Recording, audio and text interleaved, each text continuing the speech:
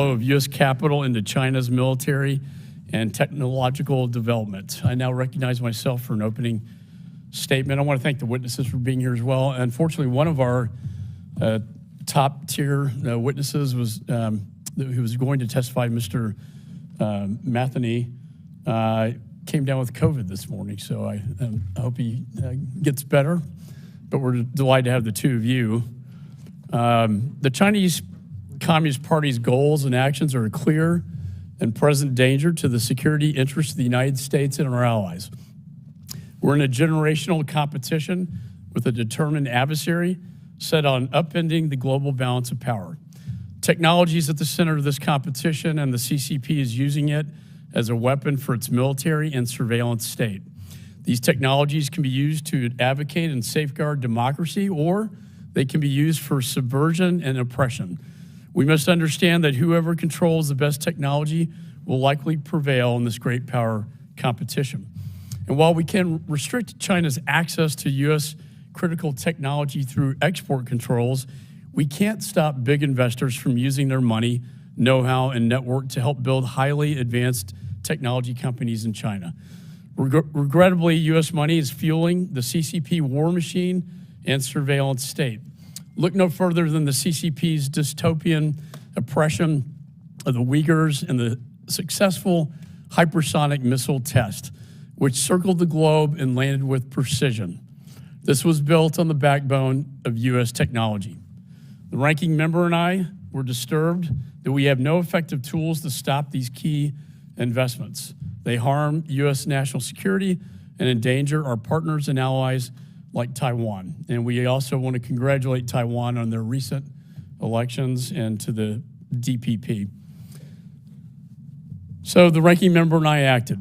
In November, this committee on a unanimous bipartisan basis passed the Preventing Adversaries from Developing Critical Capabilities Act. This bill has been one of the most important steps this committee has taken to protect U.S. national security and counter the CCP. This bill may also be one of the most bipartisan efforts that we've worked on. This effort spans the past two administrations. It was then Secretary Mike Pompeo who urged me in 2020 to stop the flow of U.S. money into national security sectors in China. The Trump National Security Team supports this legislation, but so too does the Biden administration. More recently, the Biden administration took the idea and developed an executive order targeting outbound rule. While Ranking Member Meeks and I, and a growing number of members as well, or with Ranking Member Meeks, as well as outside groups like Heritage, Hudson, and American Compass, we plan to get this bill signed into law. We thought we had it done in the National Defense Authorization. It got pulled. We need to get this new version that was introduced by the ranking member and myself signed into law. We cannot wait. This hearing today plays an important role in that process. The witnesses today were selected by both of us. This hearing should help clear up a lot of misconceptions about the threat, current situation, and examine tangible solutions. It should come as no surprise that China's military and surveillance state are exploiting loopholes in U.S. policy to access billions of U.S. investment dollars and expertise. We know that U.S. investment has not democratized China, and companies which are controlled by the CCP have no power over the applications of their technology. The CCP can direct it to be used for military or surveillance purposes. And we know China's military-civil fusion strategy undermines an entity-by-entity sanctions approach and instead requires country-wide prohibitions for key technologies. Ranking Member Meeks and I requested the Treasury Department that they decide whether to sanction Hikvision, a CCP surveillance company contributing to the Uyghur genocide. But Treasury decided not to sanction the company.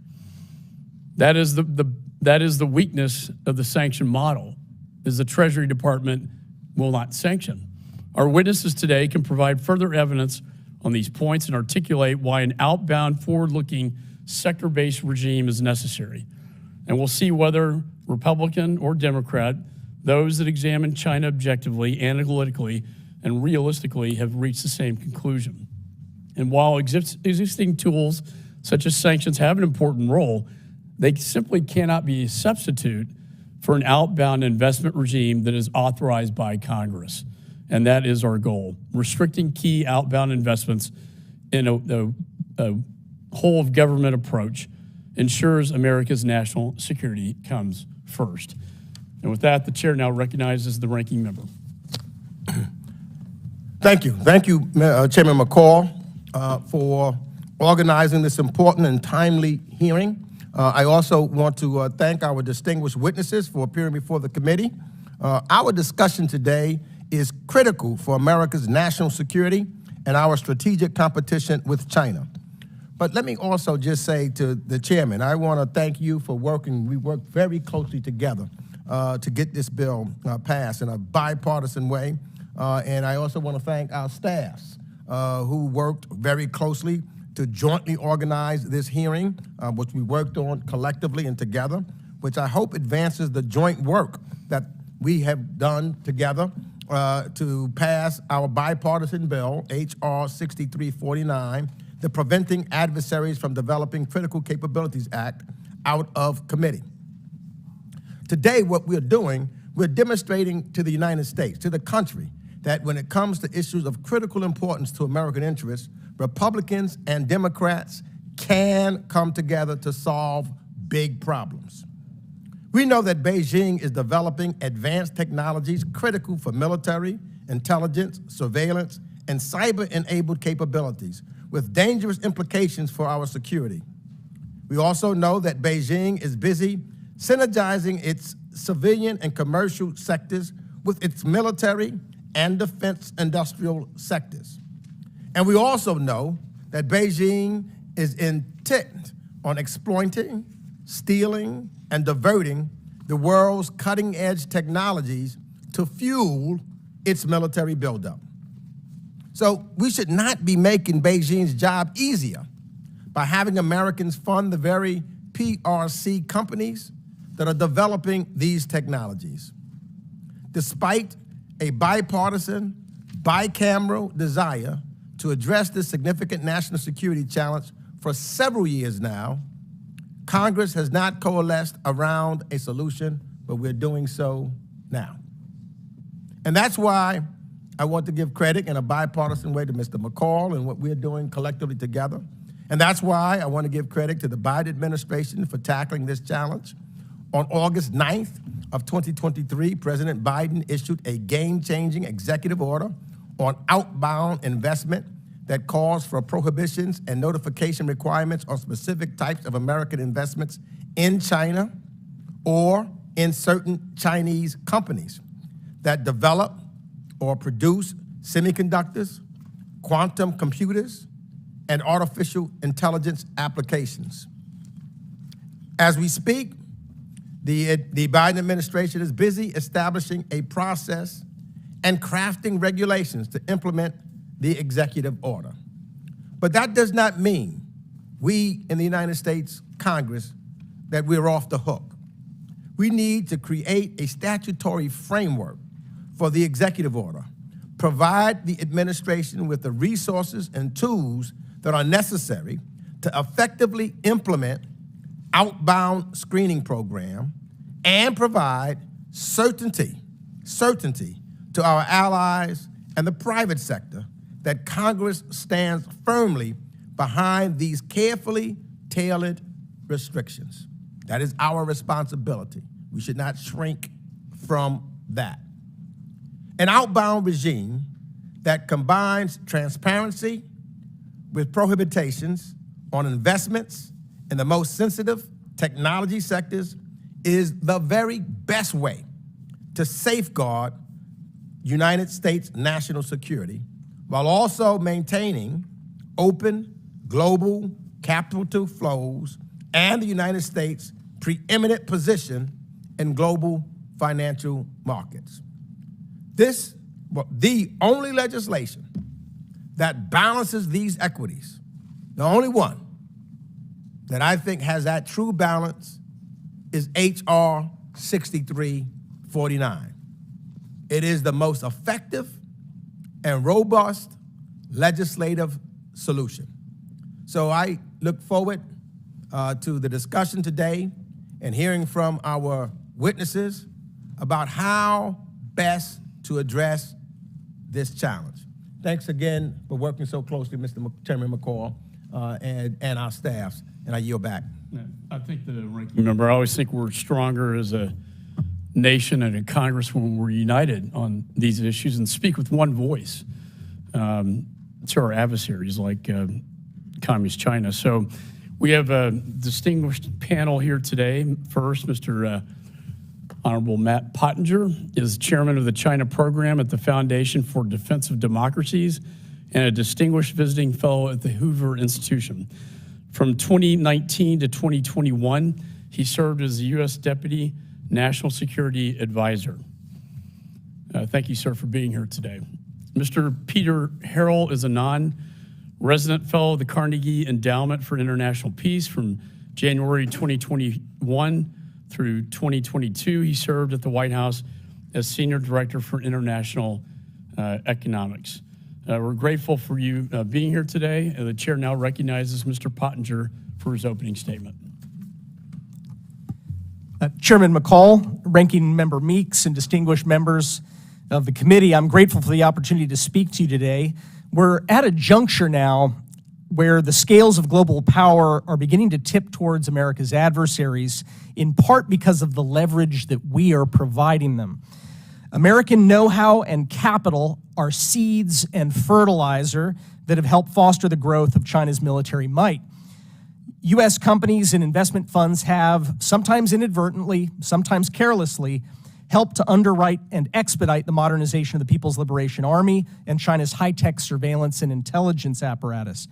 Americans don't typically invest with the intention of harming U.S. national security, but that is often the result when they put their capital into Chinese companies that are working with dual-use technologies, those technologies that have the potential for military as well as commercial applications. It is hard and increasingly meaningless to try to distinguish between a Chinese enterprise with commercial aims and one with military objectives. And it's hard because Beijing actually designed it that way. Corporate independence in today's China is an illusion. The truth is that the single-party dictatorship that rules China has powerful authorities and influence over all entities, whether private or state-owned, civilian or military, domestic or even foreign.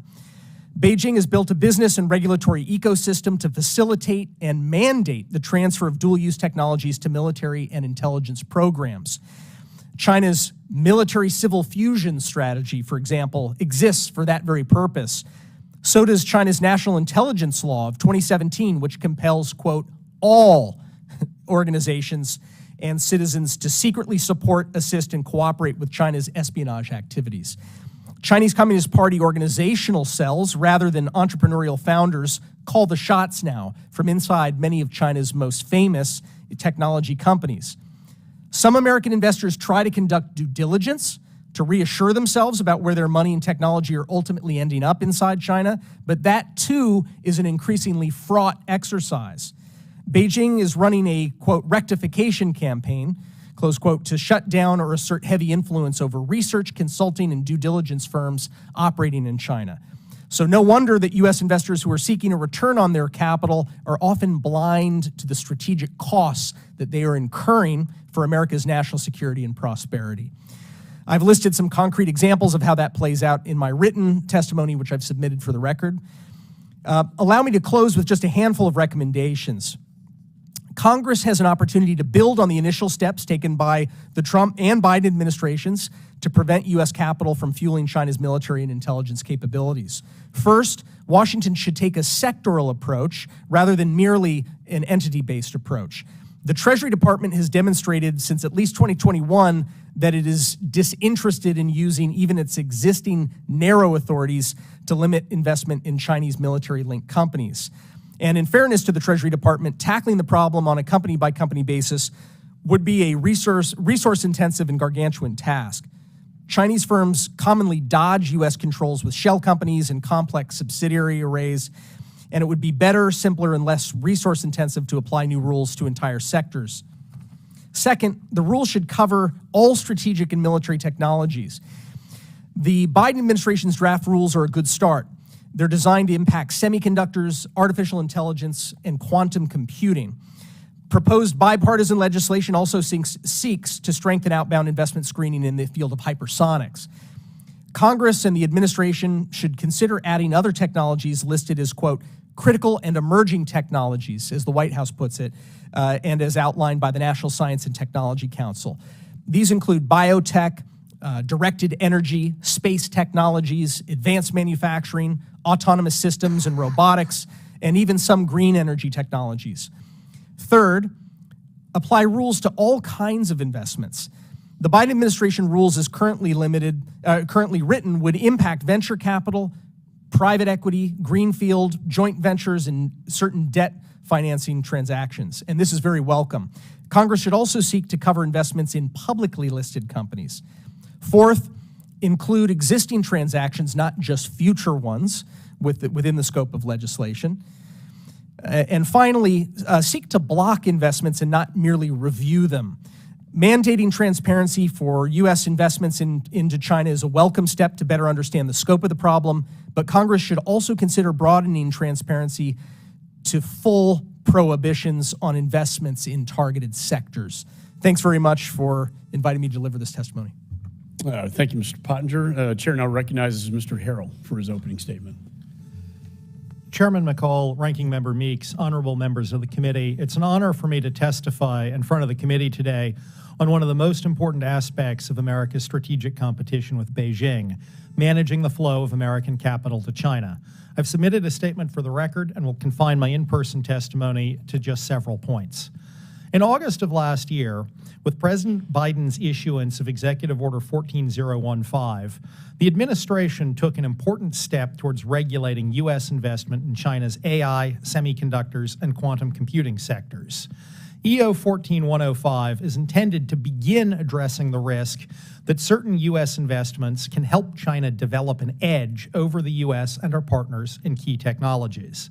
Over the last decade, for example, we saw comparatively early-stage U.S. investment in a number of Chinese technology firms that later engaged in problematic activities.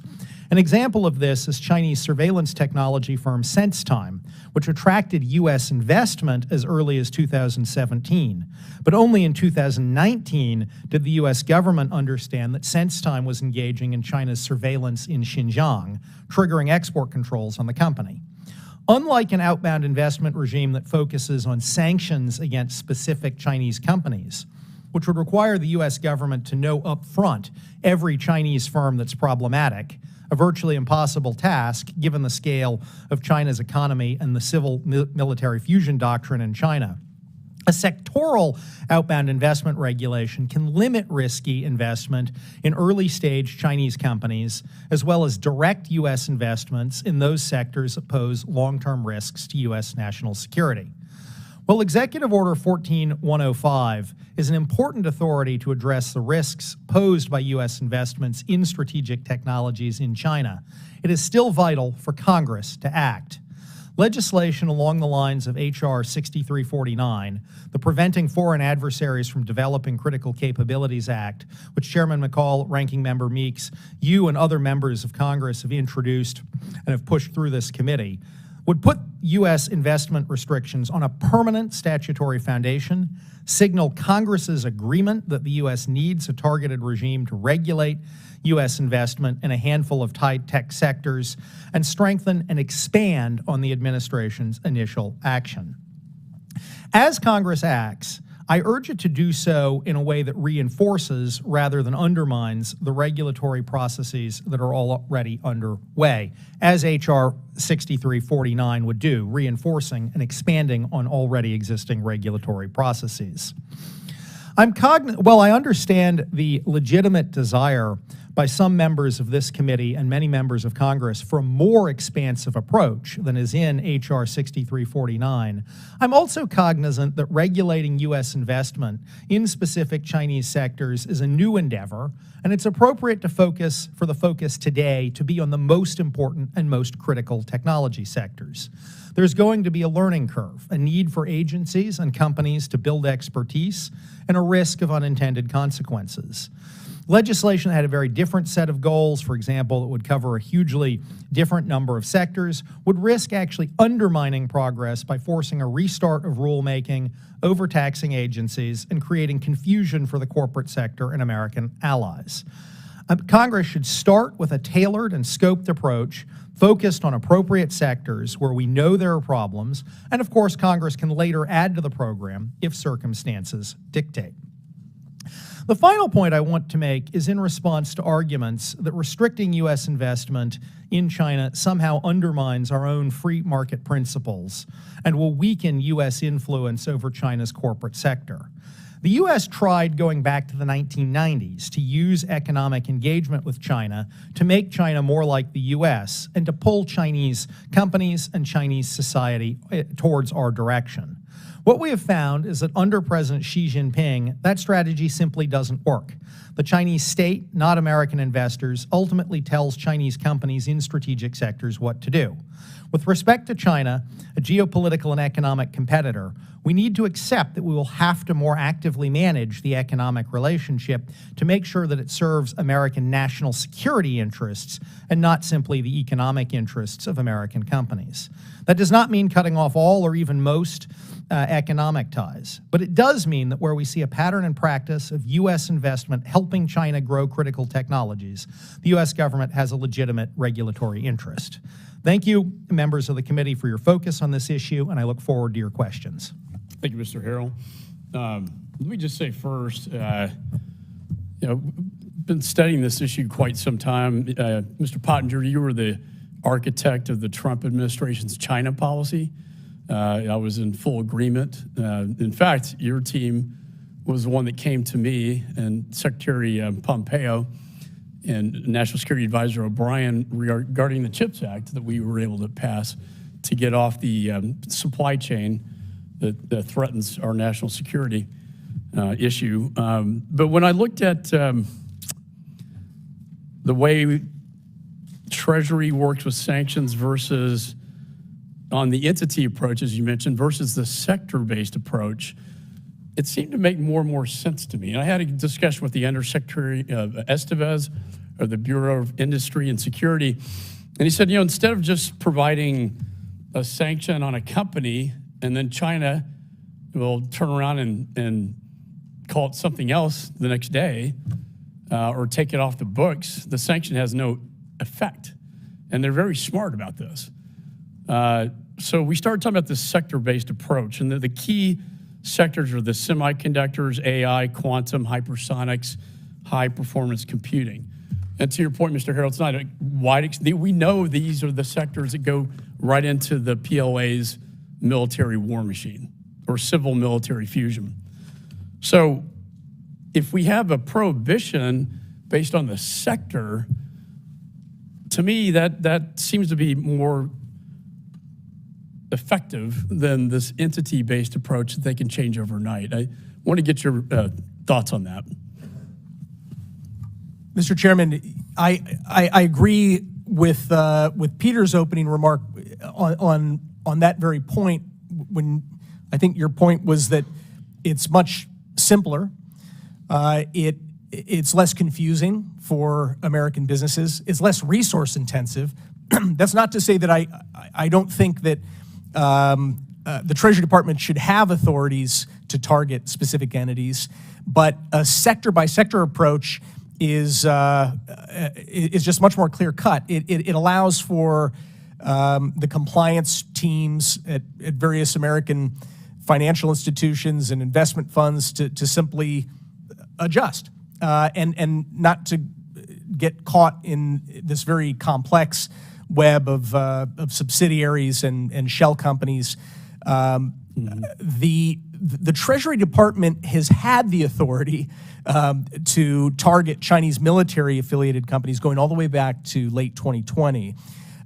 President Trump signed a couple of executive orders that gave them that authority. President Biden reaffirmed with some changes his own executive order to that effect. But since then, I think only 68 companies have been added to the list of prohibited Chinese firms for American investment. And I can tell you that many orders of magnitude greater than the number 68.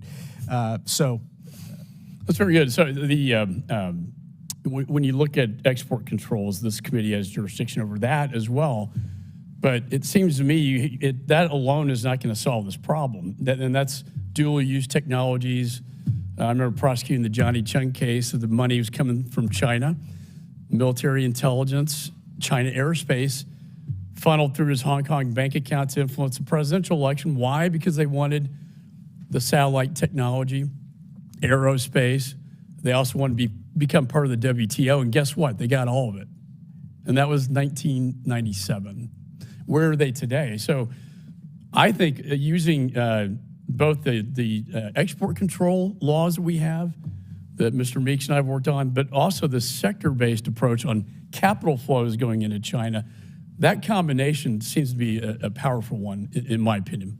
I agree, and I commend the bipartisan spirit reflected today in Congressman Meeks' remarks as well. No, I don't know if you've noticed, it's a little rare these days. But,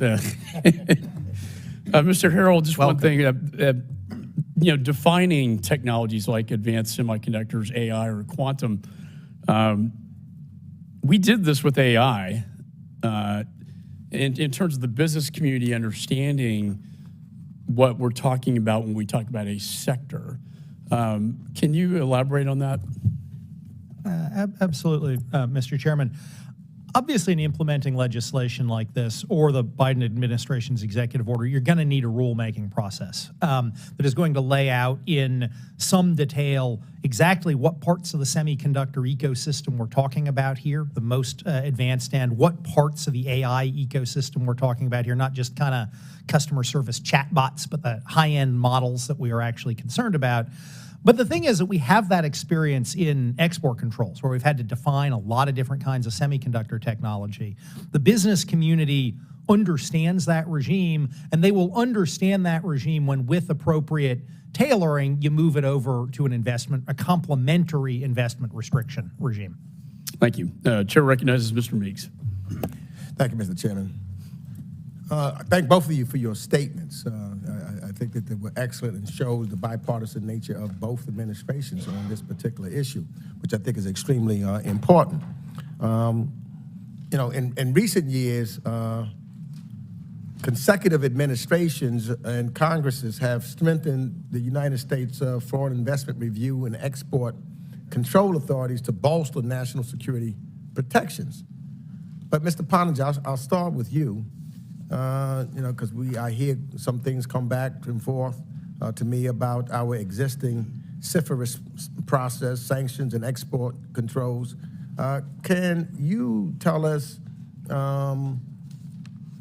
what are some of the critical problems that an out-buy regime should tackle that cannot be addressed through CFIUS sanctions or export control regimes? Thank you, Congressman.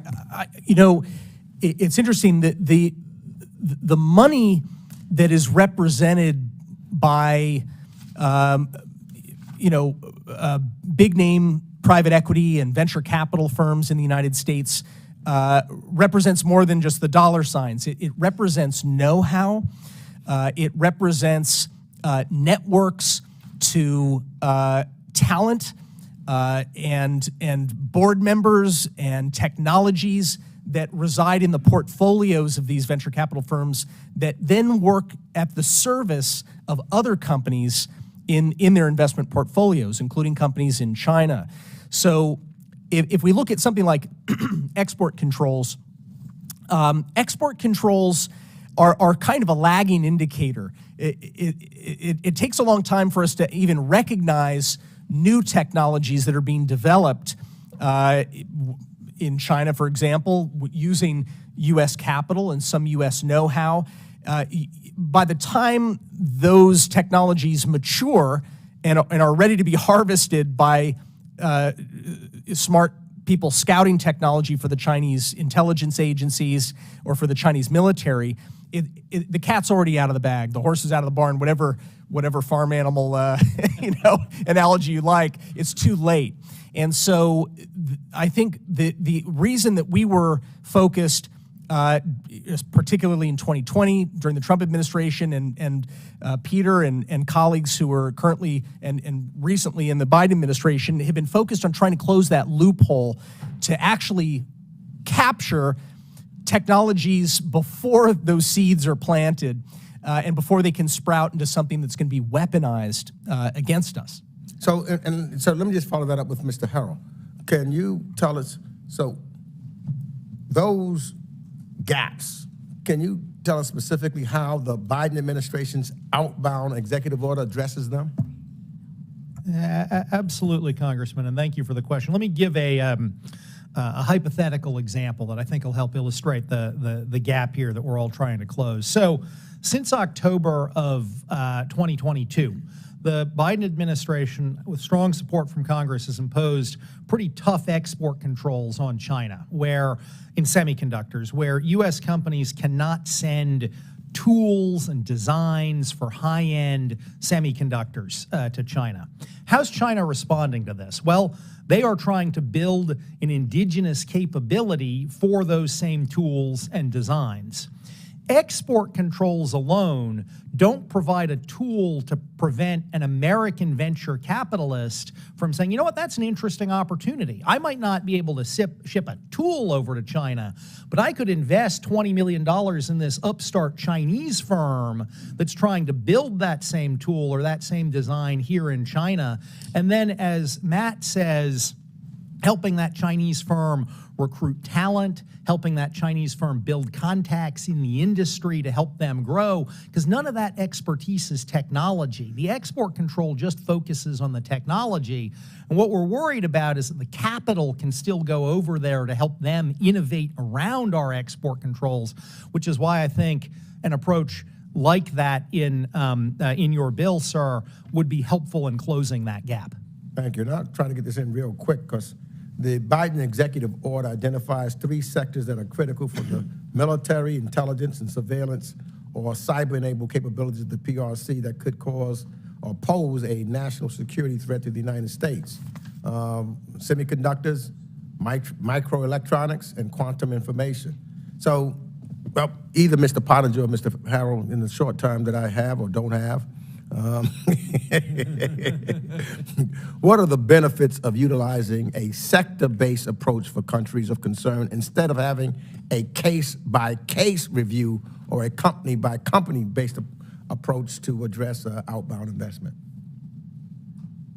Just very briefly, Congressman, and I actually think there's a helpful lesson, again, from export control. So when Matt was in the White House, the Trump administration took very important actions against a couple of Chinese technology firms like Huawei Technologies, limiting exports to Huawei.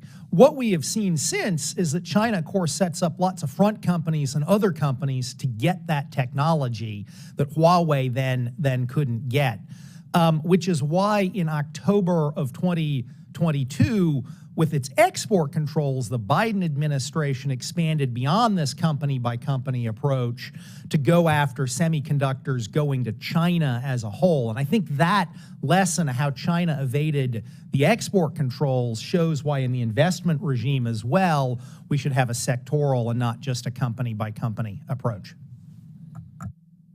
Gentleman yields. Chair recognizes Mr. Smith. Thank you very much, Mr. Chairman. Thank you for your bill, 6349. You and Ranking Member Meeks, an excellent piece of legislation. And I do hope it becomes law sooner rather than later and then is faithfully implemented. Because so often we get great bills passed, and I don't care who's in the White House, implementation falls far short. But let me just say, you know, often we quote the fact that, you know, there was a famous quote that came out of the Soviet Union, we'll hang the West and they'll sell us the rope. That has never applied to the Soviet Union. It applies to China, especially under Xi Jinping. I was one of those who led the effort against MFN delinking of human rights. I believe that when Bill Clinton delinked MFN from human rights on May 26, 1994, that was a catastrophic game changer for the dictatorship. And ever since, they have believed, and maybe rightfully, with some exceptions, that they can do whatever they want, and no sanctions will be forthcoming that are meaningful. I held hearings on not allowing China into the WTO believing that they would change the WTO and not the other way around. And it's my sense that has been somewhat vindicated, that view. And we've had hearings over the years, many of them. I've chaired 97 hearings on human rights abuse in China. We just counted them up. I'm shocked that we still haven't learned, and that's why this bill is so important. We still haven't learned that they will do everything they can to take anything we sell, particularly in the area of electronics and really high tech, and use it dual use it for the military. They've been doing that for decades. We don't learn. We think somehow if you trade more, they'll matriculate from dictatorship to democracy. Not going to happen under Xi Jinping and the CCP. Outbound investment is a very, very good concept that needs to be further backed up through law. And I would also add outbound enabling. You know, I got a bill passed almost a year ago, and it was totally bipartisan, 2 votes against it on the floor of the House, to try to end, certainly expose and end the egregious practice of forced organ harvesting. Tens of thousands of young people, average age 28, are killed to get 2 or 3 of their organs each and every year. The problem is not only a gross human rights abuse, but it's absolutely being enabled by the PLA. And there's even a hospital, 301 military hospital in Beijing, where, you know, if Xi Jinping wants a new liver, he'll probably get it from a Falun Gong practitioner who's 28 years old. I mean, how perverse is that? So I'd like to, you know, from our panel, and I thank you both for your expertise, are you aware of the PLA's role in this terrible practice? And again, what they are doing is they do it with all kinds of pharmaceuticals. They try to get a monopoly on just about everything. But in this case, it's a huge moneymaker for the PLA. It's also a way of regenerative medicine for their elite and for their military. Your thoughts? Congressman, thanks for your leadership over the years on China human rights. I wish we had all listened when you had the foresight 30 years ago on most favored nation status. That really was the snowball that led to an avalanche. On China's human rights abuses are so grotesque, and the scope is so big now with what's happening in the northwest of the country, in Xinjiang, whole ethnic groups which are being, well, in the words of both former then Secretary of State Pompeo and current Secretary of State Tony Blinken, it's a genocide. So I think that I've heard over the years about, and partly thanks to what you've uncovered with witnesses that you've spoken to over the years, the forced organ transplant business. I would not be shocked to learn the full scale of that industry, but I don't have particular insight right now into the scale of it. Peter? Yeah, I just want to echo Matt in thanking you, Congressman, for your leadership on the human rights issue over many, many years, a really important set of issues with respect to China. Unfortunately, like Matt, I don't have specific insight on what the PLA is doing on organ harvesting. I appreciate that. Well, our bill, it's been languishing in the Senate for months, would, in addition to sanctioning those who are with knowledge procuring these organs, it would do a serious work within the U.S. Department of State to investigate and to expose. That's the beginning of trying to bring an end to this horrible abuse. But again, the PLA is benefiting hugely from it. Yield back. Gentleman yields. Chair recognizes Mr. Sherman. Mr. Chairman, thank you for holding these hearings. I'd like to put in the record a list of 9 hearings of the Financial Services Committee that are relevant to this hearing. Without objection, so ordered. And in particular, we have dealt in the Financial Services Committee on making sure that American investors don't get phony financial statements, and that Chinese companies are not able to raise money from American investors with phony financial statements. And Senator Kennedy and I have passed the Holding Foreign Companies Accountable Act and the Accelerating Holding Foreign Companies Accountable Act to at least deal with that issue. We also had a hearing earlier last year on combating the economic threat from China. There are two aspects to this. There's the macroeconomics. Does China have enough capital to build its economy? And the micro, can a particular company get its hands on an idea, a technology, an introduction? What it's not polite to mention is the enormous trade deficit. We're running a trade deficit of $1/3 trillion with China. So every 10 years, they have $3 trillion of capital, decade after decade, that they can deploy pretty much wherever they want. Why this trade deficit?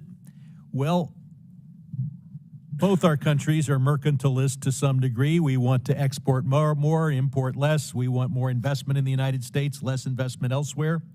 But China has two ways to achieve this. First, they can have tariffs. Second, they can orally tell their companies, just don't buy the American stuff. I can't imagine any member of Congress calling a company in our district and telling them, don't buy the Chinese stuff. Don't buy the German cars. But China has higher tariffs on our goods than we have on theirs. So we have only one device, and even as to that device, they're using it better. We therefore have a situation where China has $1.2 trillion of our bonds. We need that capital because we have to finance our trade deficit. Now that's as to debt equity. As to equity, as to stocks and other equity investments, the flows are roughly equal. One of our witnesses mentioned that venture capital situation. Company needs $20 million. I don't think we're going to be able to stop that because if it's a good investment, the Chinese have $20 million. They have, as they say, $1/3 trillion every year just from their trade surplus. But we can deal with the technology. We saw an example a decade and a half ago where American satellites were being put into space on Chinese rockets. What happened? Our satellite companies and their insurers found it in their interest to make sure the rockets didn't blow up. So they provided good technical advice to China, and now China has better rockets. When we have a situation where Americans have it in their interest to transfer technology to China, it will be transferred. And it may not be a patent, we can outlaw that, but unless we outlaw the kind of investment where you have a controlling interest, when you're a consulting company, when you're a venture capitalist, and prevent the flow of technology there, we will continue to provide advice and contacts and know-how to Chinese companies. I commend the chairman and the ranking member for their bill. There is more to be done.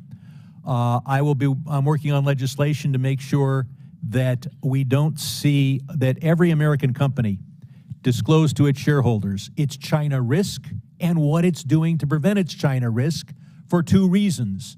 First, so that the investors will know. Second, so the company will start working, as they haven't sufficiently, on de-risking themselves from China. Second, we've got to prevent index funds from investing in China because this is not paint by the numbers. It is too complex to figure out how and which companies in China to invest in. Third, on the human rights side, we have to prohibit American investment in sanctioned companies, particularly those sanctioned for the activities that Chris Smith recounted for us. It may not deprive those companies of capital, but it at least prevent us from being involved. And fourth, and most importantly, we need to prevent a capital gains allowance from investing in Chinese companies. This costs our Treasury many tens of billions of dollars, and I'll ask our witnesses, does it make any sense for us to be providing an investor with a low tax rate on profits they make by investing in Chinese companies? Do either of you think that's a good idea? I don't like that idea. That is to say that we're giving tax incentives to invest in our chief adversary. And I'll point out, China has incentives for investment that are only applied to investing in China. So it's both unfair and stupid for us to be providing a capital gains allowance. And I look forward to working with members on this committee to make sure that the capital gains allowance, which is designed to get people to invest in building an economy, is not an incentive to build a Chinese economy. And I yield back. Excellent point. Chair recognizes Mr. Wilson. Thank you, Chairman Mike McCall. And also I want to thank Ranking Member Greg Meeks for the bipartisan dedication to exposing the single-party dictatorship of the Chinese Communist Party. And it's also very revealing that, amazingly enough, I agree with everything that Congressman Brad Sherman just said. And so, and I don't want to ruin his reputation back home, but hey, I even agree frequently with Kathy Manning, too. So I'm going to I'll brand several of you. Hey, we are working together in a bipartisan manner on this. It's sad to me that the people of China are oppressed by the Chinese Communist Party. I appreciate firsthand the people of China. My father, First Lieutenant Hugh Wilson, served in the Flying Tigers, the 14th Air Force in Kunming, Chengdu, and Xi'an. Our family has great affection for the people of China. We are inspired by the people of Taiwan in this week's elections. Courageously, the Taiwanese have voted for democracy and freedom. Taiwan is a beacon of success for a free market democracy. With that in mind, Mr. Pottinger, since the murderous October 7th terrorist attacks by Iran puppets of Hamas into Israel, the Chinese Communist Party has stepped up their outreach to the Gulf allies of America and partners, hoping to capitalize on destabilization caused by the Iranian regime's terrorist networks, and is working together with war criminal Putin to gain a foothold in the region. There is significant increase in media by the Chinese Communist Party and by war criminal Putin across the region in Arabic. The question, how do you see the CCP working to increase its influence in the Middle East, and what can be done to counter the increased role of the region, and how is the threat to U.S. interests, as we sadly are in a conflict we did not choose, of dictators with rule of gun invading democracies with rule of law?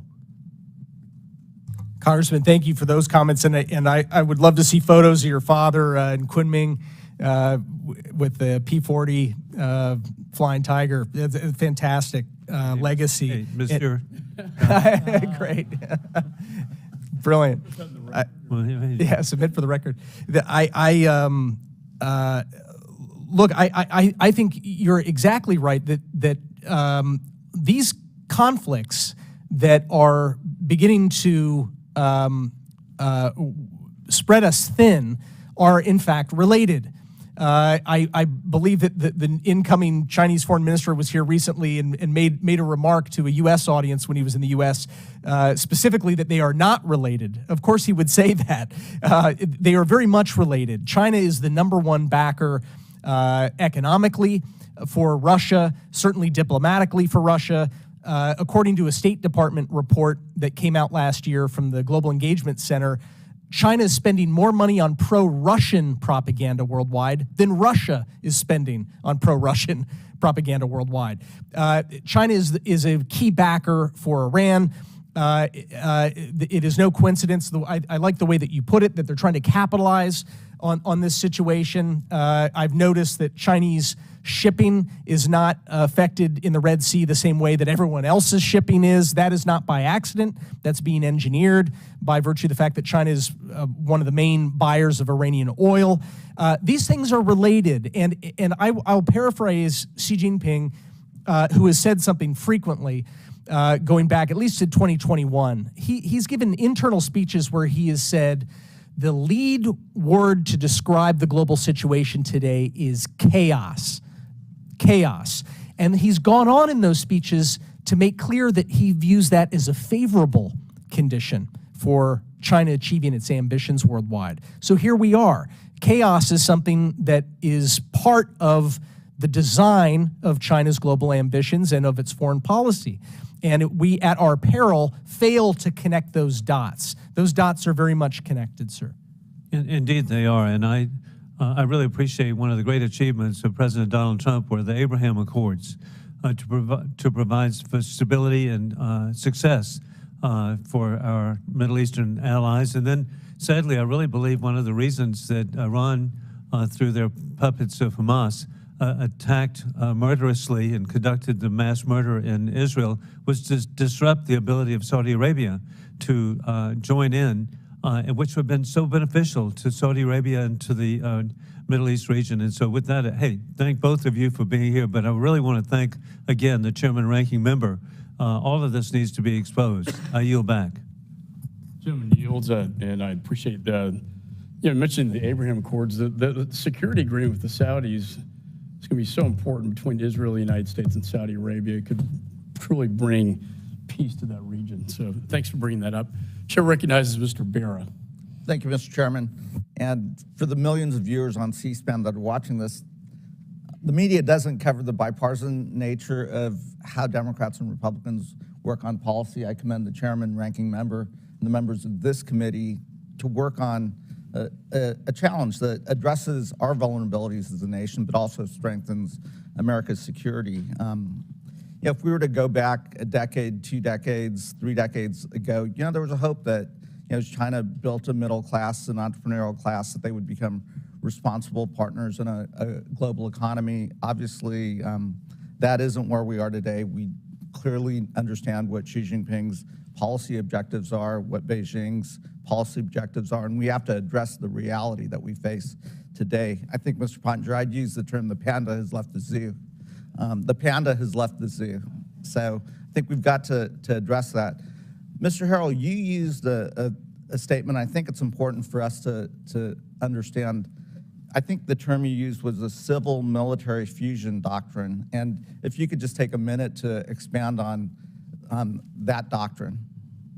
Absolutely. So this has been one of the defining kind of societal doctrines in China, particularly under Xi Jinping, where under Xi Jinping thought, if you will, certainly he calls it Xi Jinping thought, there is an idea of mobilizing all of China's society behind China's ultimately military aims. And so what we have seen over the last, well, going back many years, but particularly over the last decade, is increased efforts, not only through sort of official spending and subsidies, but through a variety of regulatory mechanisms as well as informal mechanisms to galvanize China's technology sector, universities, major SOEs behind building China's military might, such that sort of to come back to today's hearing, I think really only a sectoral approach that says we are going to limit investment in these key sectors is going to work to prevent Americans from supporting the development of those key technologies in China. Because if you just go after 1 or 2 firms, China's response is, we're just galvanizing all the other firms in this sector to do what that firm can no longer do. So it's super important for American and Western industry and investors to really understand the root of that doctrine and the foundation. These may be patriotic companies that are profit-driven, that are just looking for good investment opportunities, but if they don't truly have an understanding of how those investments potentially could be used to undermine our own national security. Mr. Pottinger, let me ask you a question that touches on that. International coalitions are going to be important, and again, I commend the chairman for his work on the CHIPS Act, incredibly important piece of legislation. Micron has a presence in my community, and we saw some economic retaliation from China on Micron. I do think we were successful in keeping international companies from seeing a market opportunity and saying, okay, well, we'll go in and undermine that. But I think it'll be really important for us to have these international Western coalitions of like-valued countries that understand this. And if you want to, it won't be easy, but I think it's important. Congressman, I agree with you, and I found that over the years, when the U.S. leads, our allies tend to eventually follow, sometimes very quickly. In the case of sanctions on Russia, I mean, it would have been even better if we had credibly threatened them in advance of an invasion by Putin. War criminal Putin, as Congressman Wilson put it, which is a great title for Vladimir Putin. it would have been better to have had that in advance, but once that invasion began, the G7 and other allies began to coalesce very quickly. So I think it's incumbent upon the United States to lead, and others will follow. You made a comment a moment ago just about how private equity firms and others, often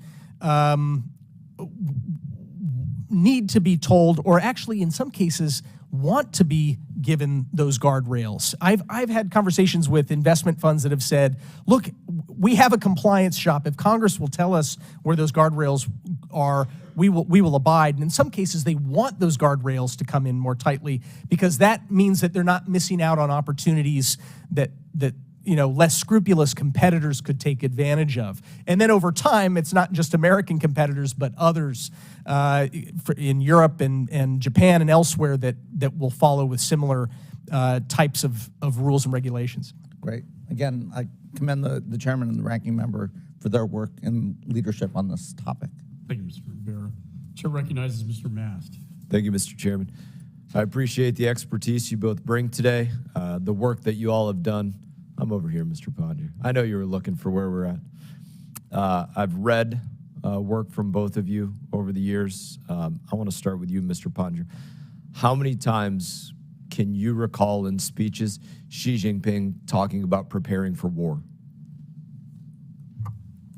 Well, Congressman, last March, so less than a year ago, China held its annual 2 meetings, what they call them, the Lianghui, 2 meetings. It means the National People's Congress and another gathering called the Chinese People's Political Consultative Congress. Simultaneously, Xi Jinping gave 4 addresses to those to delegates to those 2 meetings. All 4 of them had the common theme of the need for China to prepare for war. And in the lead up, there were changes that were being made to laws. For example, making it easier to put the military in charge of Chinese society in the event of war. New rules to retain reserve military personnel for longer periods of time, particularly if they have key skills.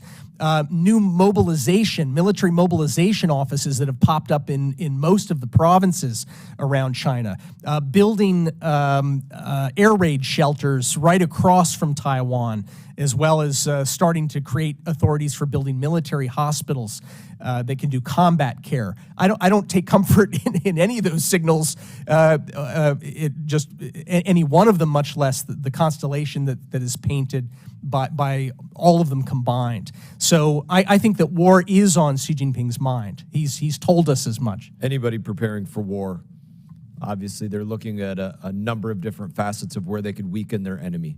And whether that is through their military might, whether that's economically, whether that's in any place domestically, there could be a host of places that they try. What worries you most out of any of those areas that you see them working to weaken the United States of America as they prepare for war? Well, I think that all of the things that add up to deterrence are built on one factor in particular, and that is hard military might, the credible availability of decisive military force.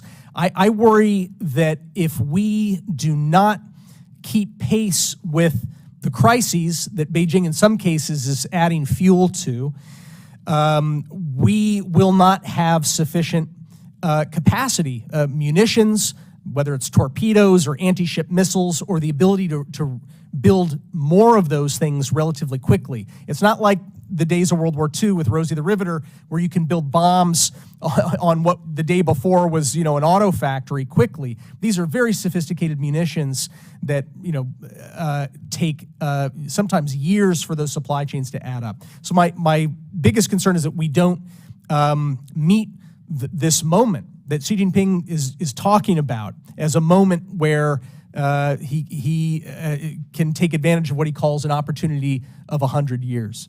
We quite often in this body talk about the Belt and Road Initiative and largely focus on these, developing countries where they can, put a road in, extract something that they need for their supply chain to that effect. I don't think we look enough internally about where does the U.S. investor, the U.S. investment into China, how is that making us subservient to that Belt and Road Initiative as Americans, and where does that advance their preparation, or where could it pull their preparation back were that U.S. investment to decrease? Well, the Belt and Road Initiative is really a vehicle for corruption. It's a means to expand China's influence around the world through co-opting elites and governing elites in foreign countries. There's a reason why most of the Belt and Road agreements that China signs with foreign governments are not available to the light of day. They are secret. Some of them have been leaked over the years, and they have these common patterns to them.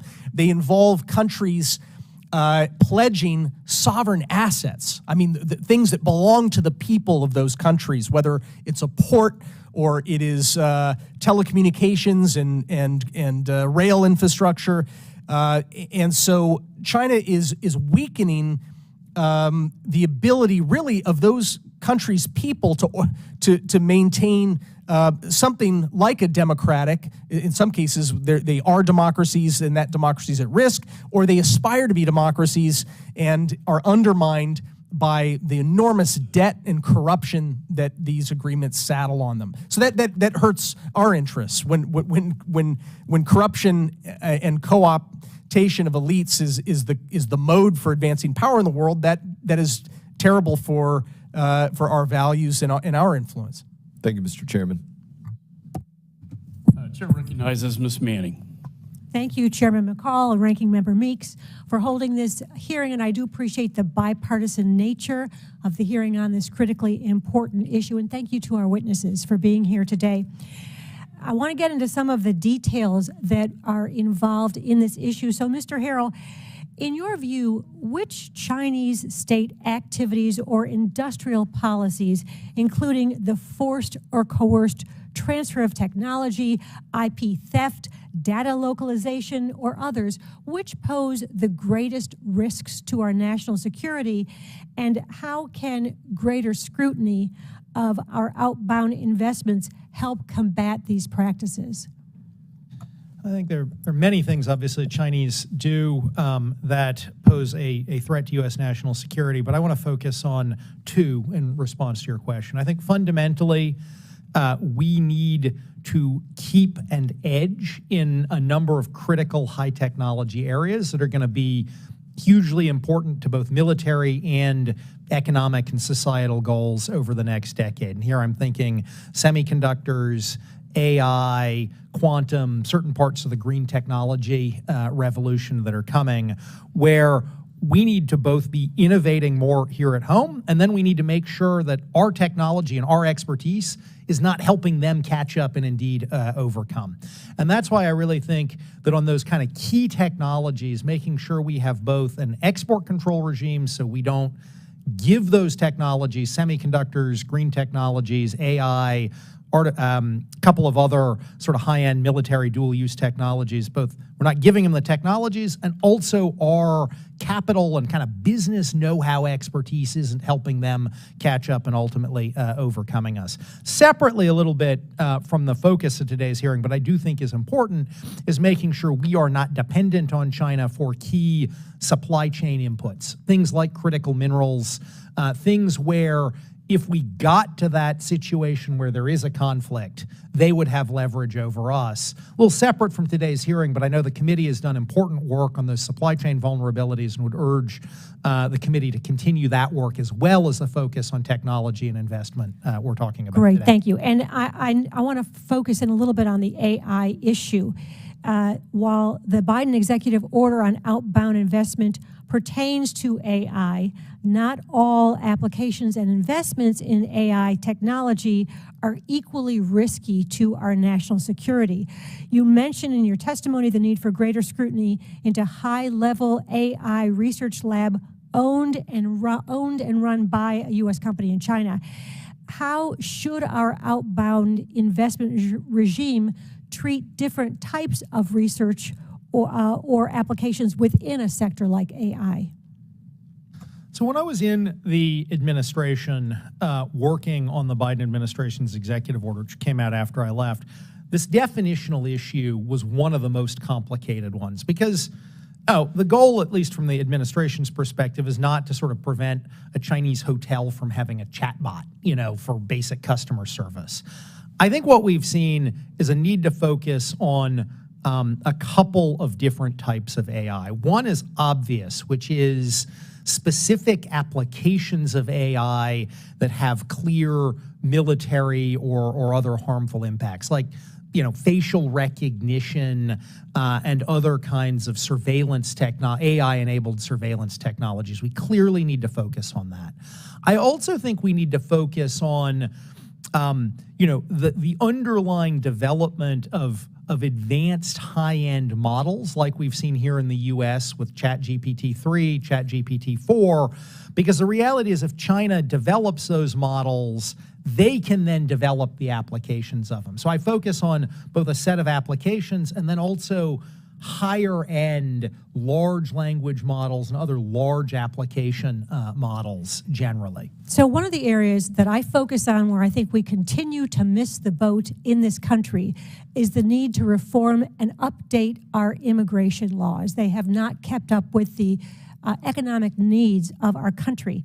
So I think in your testimony you welcome State Department and DHS efforts to expand visas for top AI and other technical scientists and researchers to come to the U.S. to help us innovate here. Can you talk about how we can leverage visa and immigration policies in ways that best serve our interests? I very much appreciate that question and your focus and leadership on this issue. As part of the Biden administration's AI executive order a couple of months ago, little noticed provision in there directed the State Department and DHS to set up a program to speed visas for top AI researchers, including in China, so that we can actually get them to come here and innovate and help do research here. Now, of course, there's security risks. You need to think through, the vetting process, but ultimately, I think we want to have a country where we continue to bring the best AI talent from around the world and have them come here and develop those innovations here. The administration is doing what it can under existing authorities, but obviously immigration requires statutory change, including in this area. And so I do urge the committee to look at that important issue. Amen. I meant to say my time has expired. Mr. Pottinger, I have some questions for you that I'll submit in writing, but thank you, and I yield back. Julie yields. Chair recognizes Mr. Barr. Well, let me first thank and commend Chairman McCall and Ranking Member Meeks for their work, and certainly very well intended to protect our national security by restricting U.S. investors for unwittingly financing certain sectors in China that threaten our national security, and I share their goal. But I do want to unpack this discussion about an entity-based approach versus a sector-based approach. And first of all, and the chairman and I have had many discussions on this and working through this with other colleagues on both this committee and the Financial Services Committee. I don't think the two are necessarily incompatible, and we're working on potentially marrying both approaches.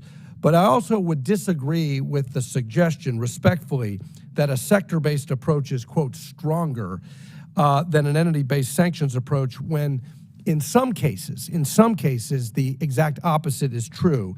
So let's unpack that for a minute here, Mr. Pottinger. Does a sector-based outbound investment restriction block Beijing-directed subsidies at a state-owned enterprise? Not necessarily, right? If these are Chinese-invested companies, right? So if we're restricting Americans from investing in a Chinese military company, but it's subsidized by Beijing, that regime doesn't affect the funding of that entity, right? And then revenue generated by the sales of goods and services. If the Chinese military or surveillance or technology company is selling goods and services globally, restricting U.S. investment doesn't impact that, correct? That's true. Also, investment from non-U.S. investors. Does a restriction on U.S. investment, outbound investment, does that impede investment from non-U.S. investors into that Chinese entity? No, not unless we build a coalition to support that goal. And Mr. Harrell, would the Biden executive order, does that in any way that lists the CMIC companies, the Chinese military industrial complex companies, are investors in other countries in any way affected by that executive order? They're not directly affected by it, though they can't use a U.S. bank to facilitate that investment. So it probably makes it a little harder for them. So here's the point I'm trying to make. Would full blocking SDN sanctions, if Treasury actually did it, would full blocking SDN sanctions have a multilateral extraterritorial effect that these restrictions that only apply to U.S. investors have? Would a full blocking SDN sanction have a multilateral extra-jurisdictional effect? Yes. So this is why I think we ought to not just dismiss this entity-based approach. And certainly the chairman is right that China, and you all are right that China changes names and whatnot, but OFAC is particularly equipped in conjunction with the intelligence community to continue to adjust those sanctions. I want to also mention the fact that the Financial Services Committee bill that we've marked up, the Chinese Military Surveillance Company Sanctions Act, would require Treasury, I think this letter that Treasury sent back to the chairman and ranking member on Hikvision is troubling.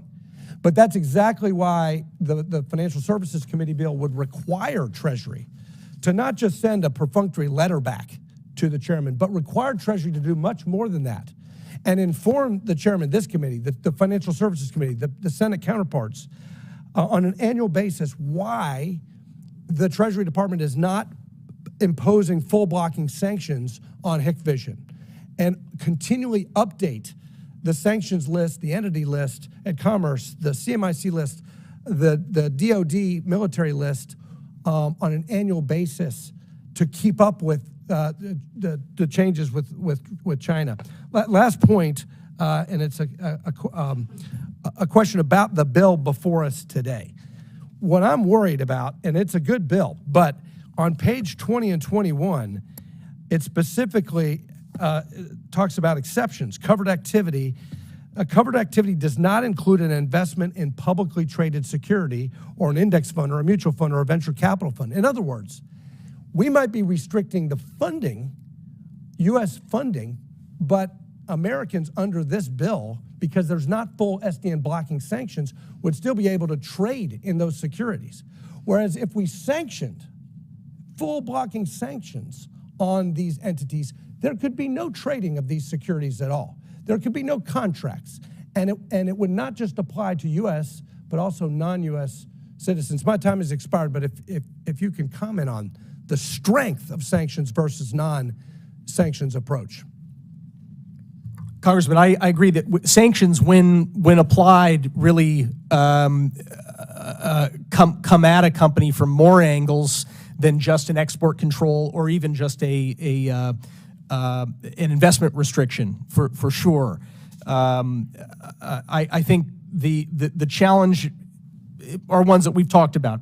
Simply, how do you incentivize the Department of Treasury to really apply those? You mentioned just a moment ago, I think, the idea of an annual requirement and so forth. I mean, I think that would be welcome. Thank you. I yield. Gentleman yields, and we'll have further discussion. I know we're meeting with the majority leader, and it seems to me you could take the provisions of this bill. I'm not opposed to sanctions. It's just that we have to have a compromise, and I think that's the bottom line. So the chair now recognizes Ms. Dean. Thank you, Mr. Chairman. I thank you and Ranking Member Meeks for this legislation, for working together so well and guiding this committee in a bipartisan way. I want to go back to something that Mr. Barra was talking about, and wanted to ask you, Mr. Pottinger, you too spoke of and wrote in your testimony about the military-civil fusion. And could you, for those who are foreign to that, in a democratic society, we do not fully appreciate that strategy, the depth and breadth of it. Would you want to add anything to what Mr. Harrell spoke of also? Congresswoman, thank you. I think that under Xi Jinping in particular, he has really reoriented the state around his personal goals, and which have now become the goals of the ruling party that he leads. And those tools are sometimes laid out explicitly, for example, in things like this military civil fusion strategy and some of the laws. One that I mentioned was this national intelligence law that mandates that anybody must serve the Chinese intelligence apparatus and do so in secret when asked. There are also a lot of intangible ways that the party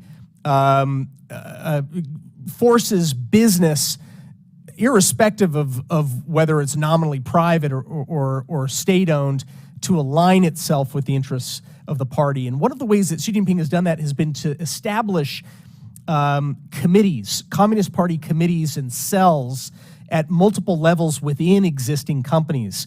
So a very good example would be if you look at something like Alibaba, where Jack Ma, who by the way is a party member according to Chinese public accounts, but was really an entrepreneur at heart, who founded this incredible company, and it was an incredible success within China and beyond.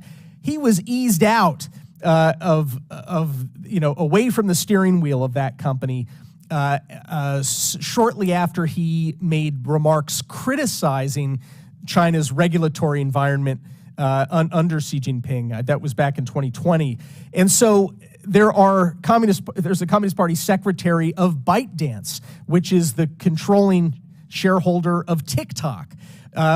He also, the Communist Party secretary of ByteDance, is also the editor-in-chief of all the applications under ByteDance, presumably including TikTok. So those are a couple examples of things that are hard to see but are going on. Thank you for those explanations. Mr. Harrell, I was thinking you were both coming from such important background in two administrations on this issue. Can you speak to this bill, and in what important ways does H.R. 6349 go farther than the executive order issued by the president in August, either by sector or by investor? Thank you very much for the question, Congresswoman. And as I said in my opening remarks, I do think it's very important for Congress to act here. I think what the administration has done, while an important start, is not sufficient to meet the challenge. And I think the bill does a couple of important things. First, it does expand the covered technology sectors to focus on some high-performance hypersonics and a couple of areas that are important to China's defense industrial base that I think are valuable additions. It also adds a permanent statutory footing to the Biden administration approach, which I think is important both for signaling purposes, that there is bipartisan support on this issue. We as a country are united on this. I also just think over time, administrations come and go. And I think having a permanent feature in American law, just as we do under CFIUS, which also got started in the 1980s by executive branch action, but which Congress later came in and codified and expanded on. Really important to have that statutory basis here. And we as members of Congress agree with you on that. It's better to have a statutory basis and something that is quite clear. Mr. Harrell, do we have any calculation? Does anybody have any calculation of outbound investments that have really ultimately done harm, either to our national security or global security? So I am not aware of public sort of top-line figures of here are the investments that have caused national security harm. When I was in the administration, and obviously I'm still under confidentiality provisions, the administration did do a very lengthy, detailed analysis cataloging many different investments that we determined the administration did think later caused harm, one of which I talked about in my opening statement on Sense Time. That's one that's now public and sort of easy to talk about. But I think what we have seen is a wide range of investments over many years have later caused harm, but I'm not aware of any public kind of top-line number of the dollar value of those. Again, I thank you both, and I thank the chairman. I yield back. Chair yields. Chair recognizes Ms. Kim. Thank you, Chairman McCall and Ranking Member Mix, for holding today's hearing on outbound investment regulations. So I'm hearing that there are generally two approaches to addressing outbound investment concerns. One is, the broad investment restriction in technology sectors where there are national security concerns. And the second one is the entity list-based sanctions approach focused on specific foreign companies that are linked to CCP military or intelligence agencies. As you know, this is a debate we're having right now and trying to decide which of these approaches is best. So in your view, is there a way to reconcile these two different policy approaches? And if so, can you describe how Congress can go about doing that? Maybe if I could just offer a minute of remarks and then see if Matt has anything to add. I do think a sanctions approach with respect to China has value. Clearly, where there are Chinese companies that are engaged in human rights abuses, in truly nefarious kinds of activities, we should sanction them. I also think the Biden administration should be more aggressive, as Matt said in his opening remarks, on using the existing executive order first signed under President Trump that limits U.S. investment in the publicly traded securities of big Chinese companies that are linked to the Chinese military. I think the administration should be more aggressive in prohibiting American investment in these publicly traded securities. I think there are a couple of notes of caution on SDN sanctions, though, when it comes to big Chinese companies. Again, I think there are times when it's appropriate. But if I look at, for example, the Defense Department list of Chinese companies linked to the Chinese military, all of China's major mobile telecommunications providers are on that list. Understandably, they're all, I'm sure, providing mobile telecommunications to the Chinese military. On the other hand, if we sanctioned all of China's mobile telecommunications providers, you would effectively prohibit all American companies from doing business in China because none of their employees in China could use the telephone. So I do think there is a place for SDN sanctions, but I think we also have to be careful in our application to not, kind of inadvertently do something like preventing American companies in China from using the telephone. Sure. Mr. Pottinger, you want to add to that? And hopefully quickly. Sure, Congresswoman. I agree with what Peter just laid out. SDN, to Congressman Barr's point, is a more powerful tool, but sometimes it can be overkill or inappropriate if it's applied in ways that the example that Peter just laid out sort of illustrated.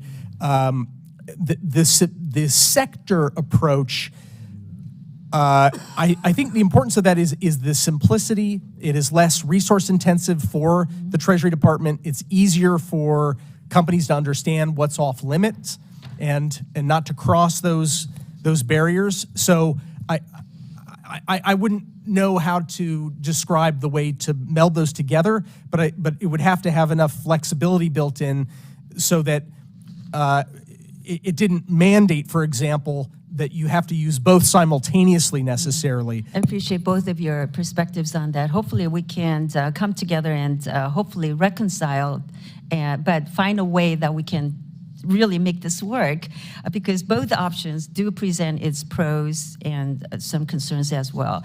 But resourcing will be important as Congress moves to establish an outbound investment regime. But I'm interested in hearing from you about where these new resources would be best seated. Yeah. I do think to manage effectively an outbound investment regime, it is important for the executive branch to have adequate resourcing. These are complicated issues. I think fundamentally, probably in three places you need resources. One is at the Treasury Department, just it manages investment and needs some resources. One is probably in the Commerce Department, where they need some additional technical expertise, which they're already staffing up because of export controls, but they need that there. And then the third, of course, is in the intelligence community to kind of better understand what's going on within China and the dynamics there. Do you think that establishing an outbound investment regime requires the creation of a new office or agency for that matter?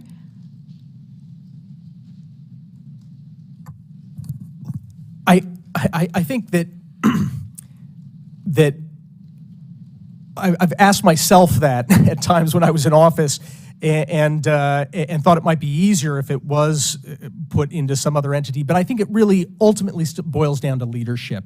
That Congress has the ability to hold accountable leaders of the departments and agencies that currently have those authorities. I think that's the fastest way to exert the authorities and intention that you are legislating. Okay. I think my time's up. Thank you. I yield back.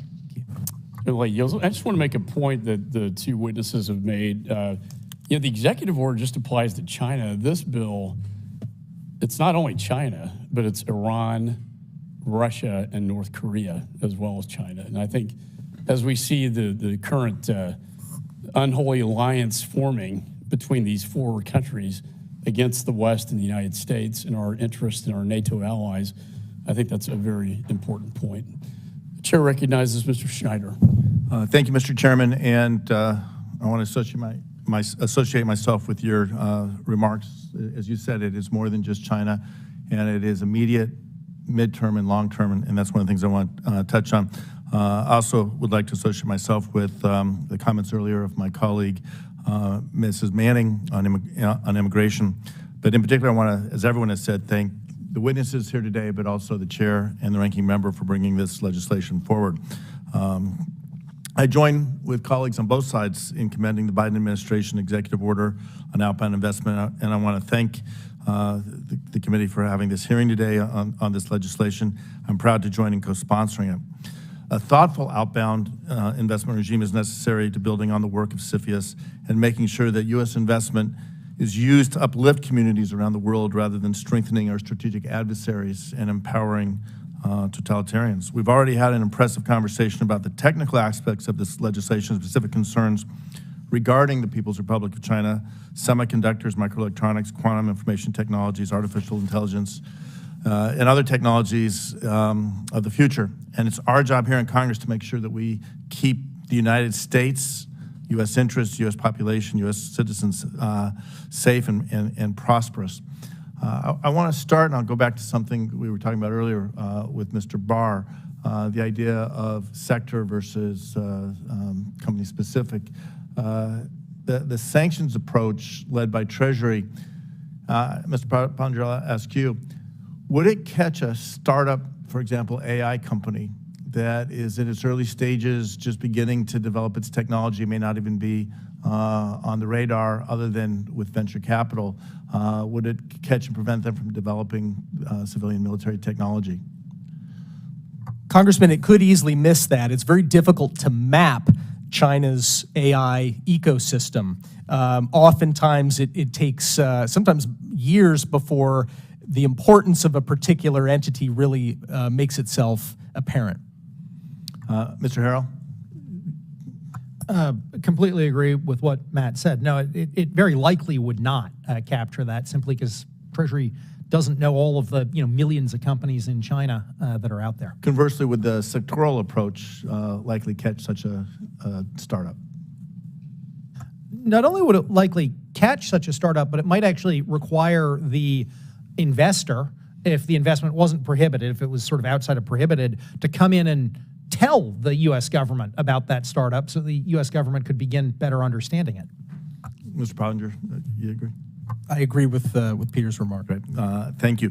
Let me shift gears. H.R. 6349 adds hypersonic technology to the list of covered technologies. We have seen hypersonic missiles as a priority for Tehran, Moscow, Pyongyang. In fact, in the Ukraine war and Putin's war against Ukraine, we have seen for the first time the KH-47M2 Kinzhal or Dagger in action. My question for whichever one of you wants to ask this, looking that immediate term where they're currently being used, but long-term threat to the United States, how will this prospective outbound investment regime affect the short-term application of hypersonic technology, like what Russia's using against Ukraine or Iran, North Korea, and what do you think the long-term impact would be? Hypersonics is one of those that I think the United States was hemorrhaging our technology early on before there was a consensus, like what we've heard in this room today, about the nature of the threat that China poses to our interests.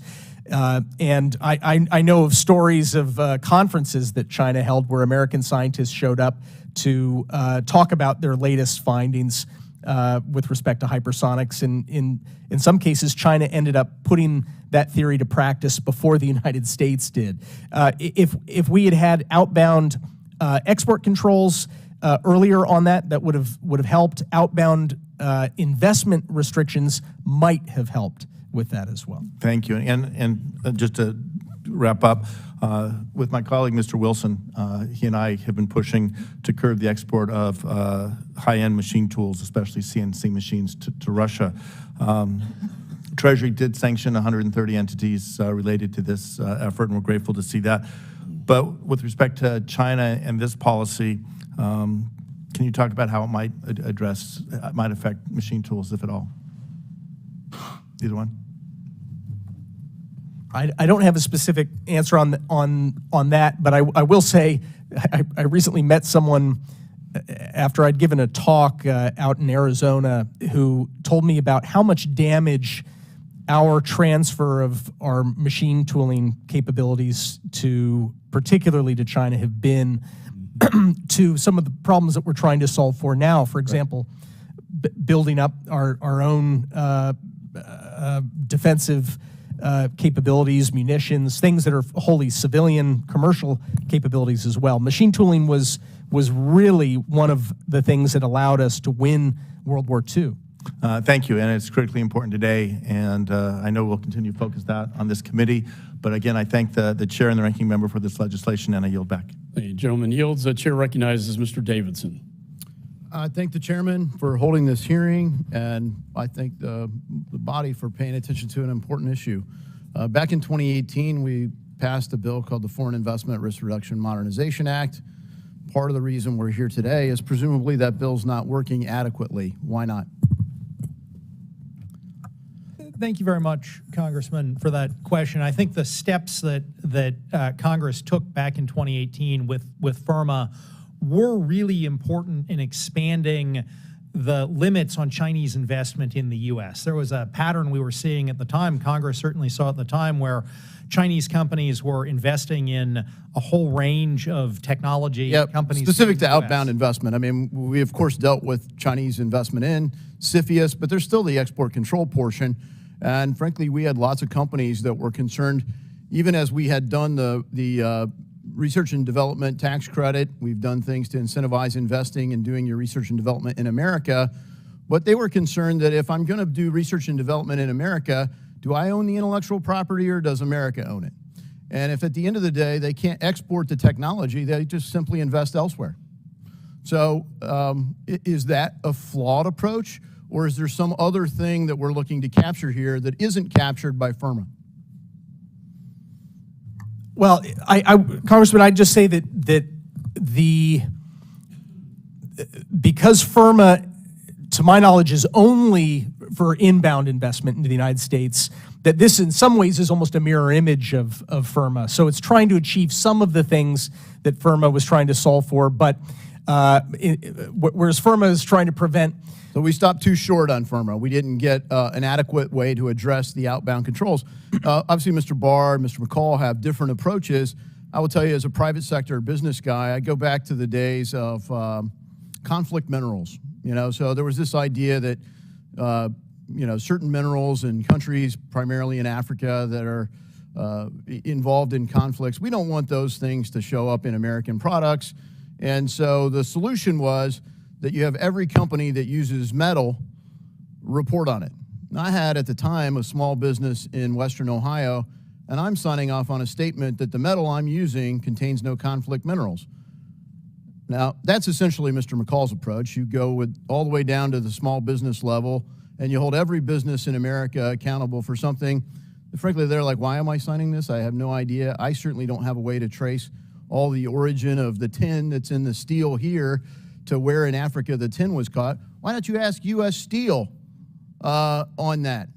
And frankly, that's Mr. Barr's approach. Mr. Barr's approach says, let's use OFAC. And, you know, we use OFAC just short of conflict, right? We go with a sanctions regime as a tool short of going to war. Is that a more serious toolkit than just regular laws that apply to small businesses? Sir, I very much understand and sympathize with the challenges of supply chain sourcing that your business faced in Ohio. I guess I see things a little differently where you have an American company, whether it is a big company or whether it is a small company investing in China. Presumably that company knows it is investing in China and it is making a decision to invest and knows what sector in China it is investing in. So I think that if you're a company who wants to make a American who wants to make an investment in AI sector in China, you probably do know what you're doing and could make a decision on the sector about whether or not to invest there. Well, I guess speaking of conflicts, you know, maybe we could just go like, who else do you guys represent? Do you represent big tech? You know, because it seems to me, as a small business guy, just like we did this business, you know, beneficial ownership disclosure.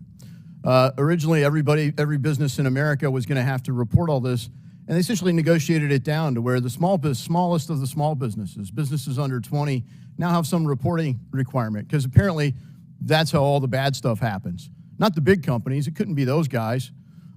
So all the lobbying stopped because the small companies don't have enough lobbying power to do it. So either of you guys represent big tech companies? I'm a small business owner. I'm not representing any company's interest here today. I have no financial interest in the outcome of any of the bills that you're talking about. I'm representing myself. I'm representing the think tank that I work for as well, Foundation for Defense of Democracy, sir. All right. I just want to say the same. I'm here representing myself. I have no financial interest in the outcome of this or in the sanctions This is the challenge. The biggest of the big companies get lobbied and represented, and you pass this off, and Congress will hold up the shiny object and say, we did something. It doesn't solve the problem. The sanctions regime works pretty well. I'm highly biased. And frankly, it's the committee of jurisdiction. I'm on both. I think that's the right way to solve the problem, and I yield back. Gentleman yields. I just want to say first that the witnesses filled out a truth and testimony form regarding any motivation to impugn your character before this committee is not well served, in my judgment. And perhaps for Mr. Davidson, since he missed your testimony, Mr. Pottinger, why don't you describe the difference between a sector-based approach and an entity-based approach? Congressman, if you're looking at an entity-based approach, that requires the U.S. government, probably Department of Treasury, to look at each specific company that it wants to prohibit Americans from investing in. So they actually have that authority from the executive orders that emerged from the late Trump administration and the early Biden administration. But only 68 companies, to my knowledge, were ever actually designated for prohibition on U.S. Investment into Chinese military-affiliated companies. So a sector approach, the idea is you don't have a barn full of analysts, God bless them, over at Treasury. They're often having to divide different problem sets as well. I mean, I've been over there when I was in office. If North Korea's testing a nuke or a missile, that team has to really shift to start targeting North Korean entities. And by the way, Iran's creating problems. Russia's now launched the biggest war in Europe since World War II. That Treasury team is getting spread very, very thin. I know how hard they work. If you have a sectoral approach that just says, look, Americans, U.S. persons are not allowed to invest in these particular sectors that are relevant to China's military and surveillance state, as well as Russia's, North Korea's, and Iran's, It makes it simpler, and it's less resource intensive for the U.S. government. So it in fact provides more clarity to the private sector and businesses, correct? I would argue it provides more clarity, yes. And entity can be changed overnight in China, correct?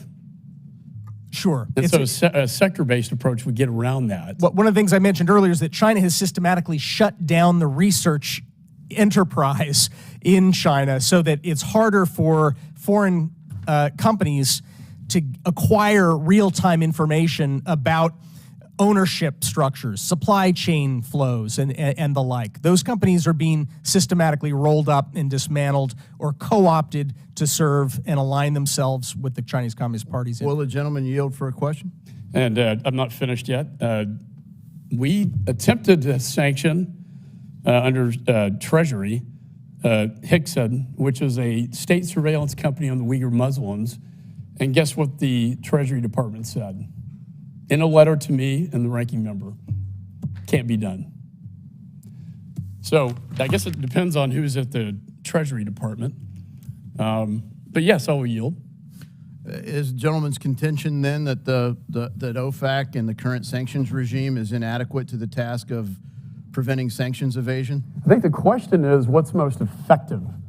And I think the sector-based approach is going to be a more effective way to capture capital flow investment into these 5 sectors that we know are responsible for the buildup of the PLA and their war machine.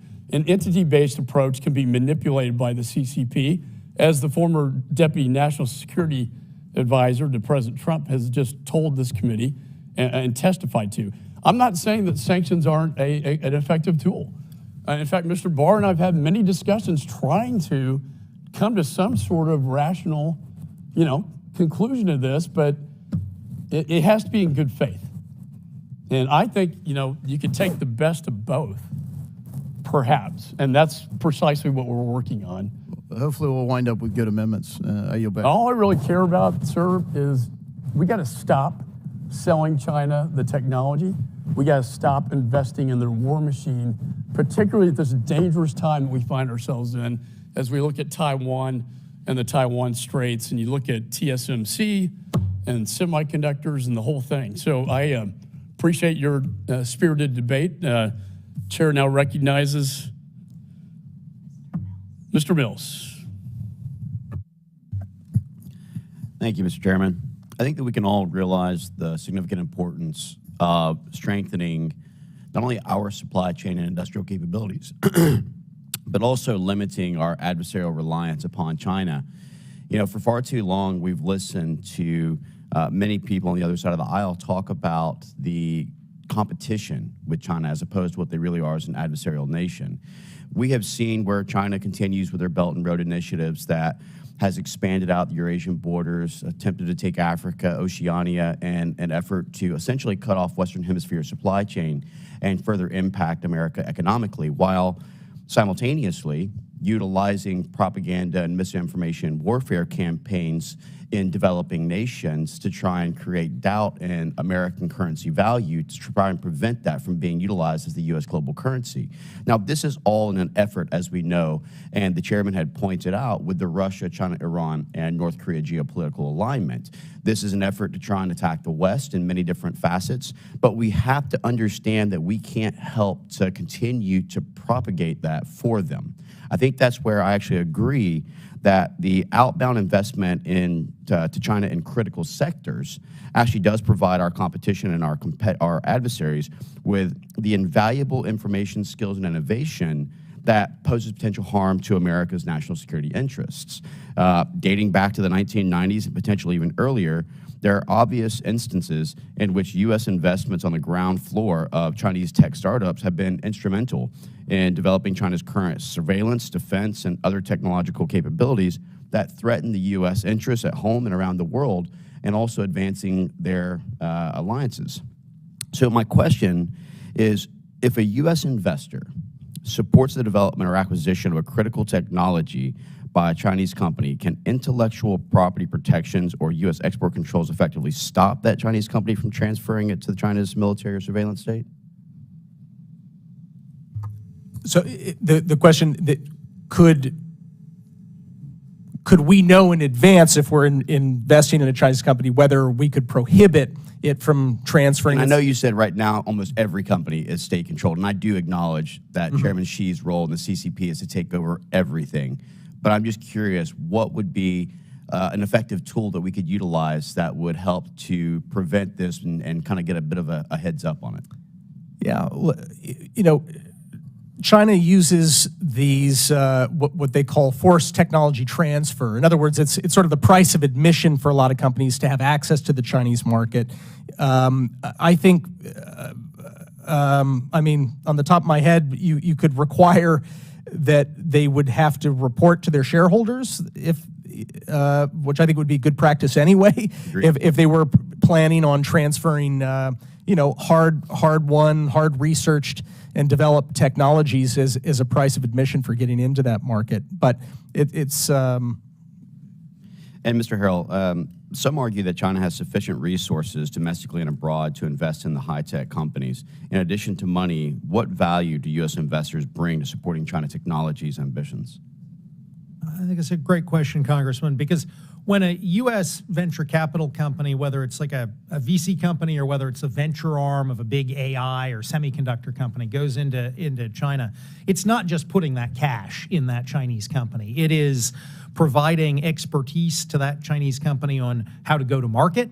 It is probably doing some door opening and introductions to potential customers. It's providing expertise on how to run that company effectively. There's really a lot that goes alongside that investment that is value in addition to the cold hard cash itself. Well, I think we can all agree that one of the things that America needs to do is invest in building up our industrial base, ensuring that we have more capacity here at home, stopping our reliancy upon China, looking at things like eliminating the double taxation of Taiwan, which would allow the nearly 92% of global semiconductor manufacturing to actually be brought to the United States and other areas. But critical sectors of technology, research, and innovations represent the next generation of information. And I think that it opens up Pandora's box as we continue to support that. I'm not trying to be hyperbolic, but the potential applications of AI, machine learning, quantum mechanics, hypersonics, and others are difficult to understate. The U.S. should absolutely seek to mitigate the threats from our adversaries who are actively seeking to beat the U.S. in these research races. And I think that's why it's so critical for us to start focusing in on the quantum data computing as well as for the quantum entanglement capabilities for AI autonomous drone sets. So for that, I yield back. Thank you so much. Gentleman yields. Chair recognizes Mr. Self. Thank you, Mr. Chairman, and thank you for, I think our ground has been well plowed, so I want to go a little bit further afield. First of all, I appreciated Mr. Barr's comments about the total integration of the Chinese private sector and military. Money is fungible. I think we need to expand our view here. Dual use capability, even precursor chemicals, the supply chain, rare earths. I've not heard the rare earth minerals mentioned here at all. And we could go on. So this is not just technology. And I think we ought to move beyond technology. I realize we may be addressing technology here, but the broader picture to me is well beyond technology. So I want to go to the WTO and the PNTR. The WTO, the first question for you gentlemen is, are they still meeting the policies that China had to agree to in order to get most favored nation? That's one question. And then when we go to the US PNTR, I understand the concern with repealing that. The tariffs would be larger. And, but I would like for you to comment on, is this the standard CBO static scoring, if you will, as opposed to the dynamic scoring, because U.S. manufacturing would pick up the slack? So I'd like for you to address both the WTO. Are they still meeting it, and is there anything we can do about it if they are not meeting those policies? And secondly, when we talk about our PNTR, would you address my question on static versus dynamic scoring? Thank you. Congressman, thanks for those remarks and questions. Look, with the WTO, I mean, I'm not a trade expert, but I remember because I'd been working as a journalist at the time in China, writing for the Wall Street Journal when China came into the WTO. China made all sorts of promises about market access and the like in exchange for us bringing them into the WTO and giving them market access. I think I'm confident that if you were to ask folks over at the U.S. Trade Rep's office, they would tick off a long list of promises that were not kept by Beijing.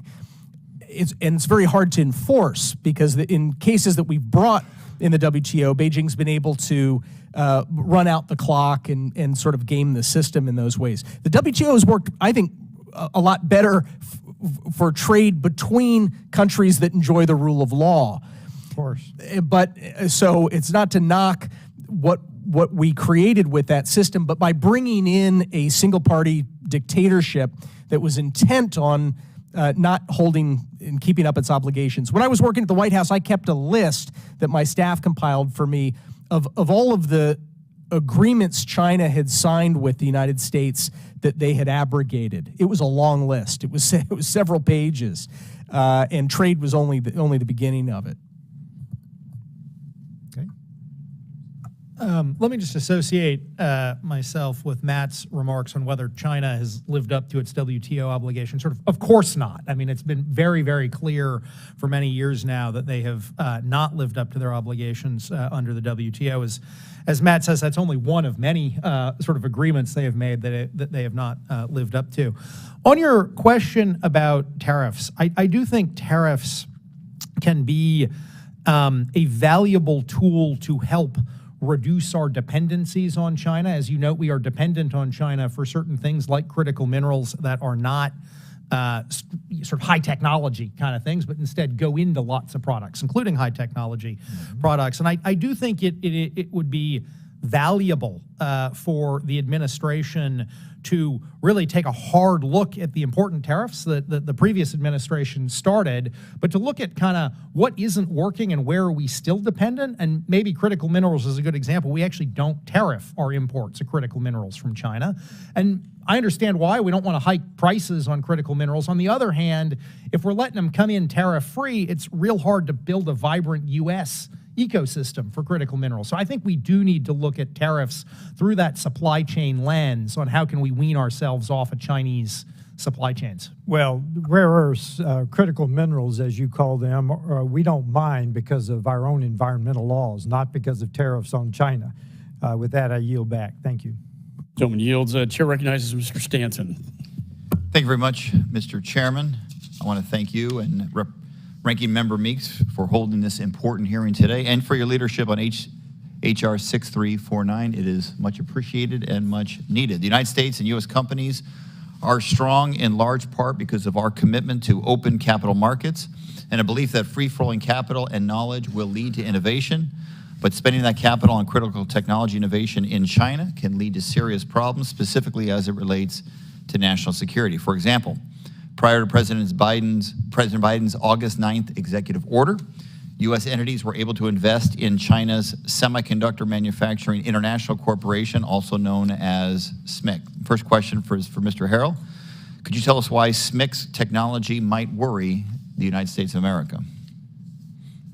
SMIC is one of China's major semiconductor development firms. And one thing we have seen over the last year and a half, particularly as the U.S. has put pressure on China to deny them access to tooling, is we've seen SMIC and other Chinese companies double down on trying to develop things indigenously in China to overcome the restrictions we've put on their semiconductor sector.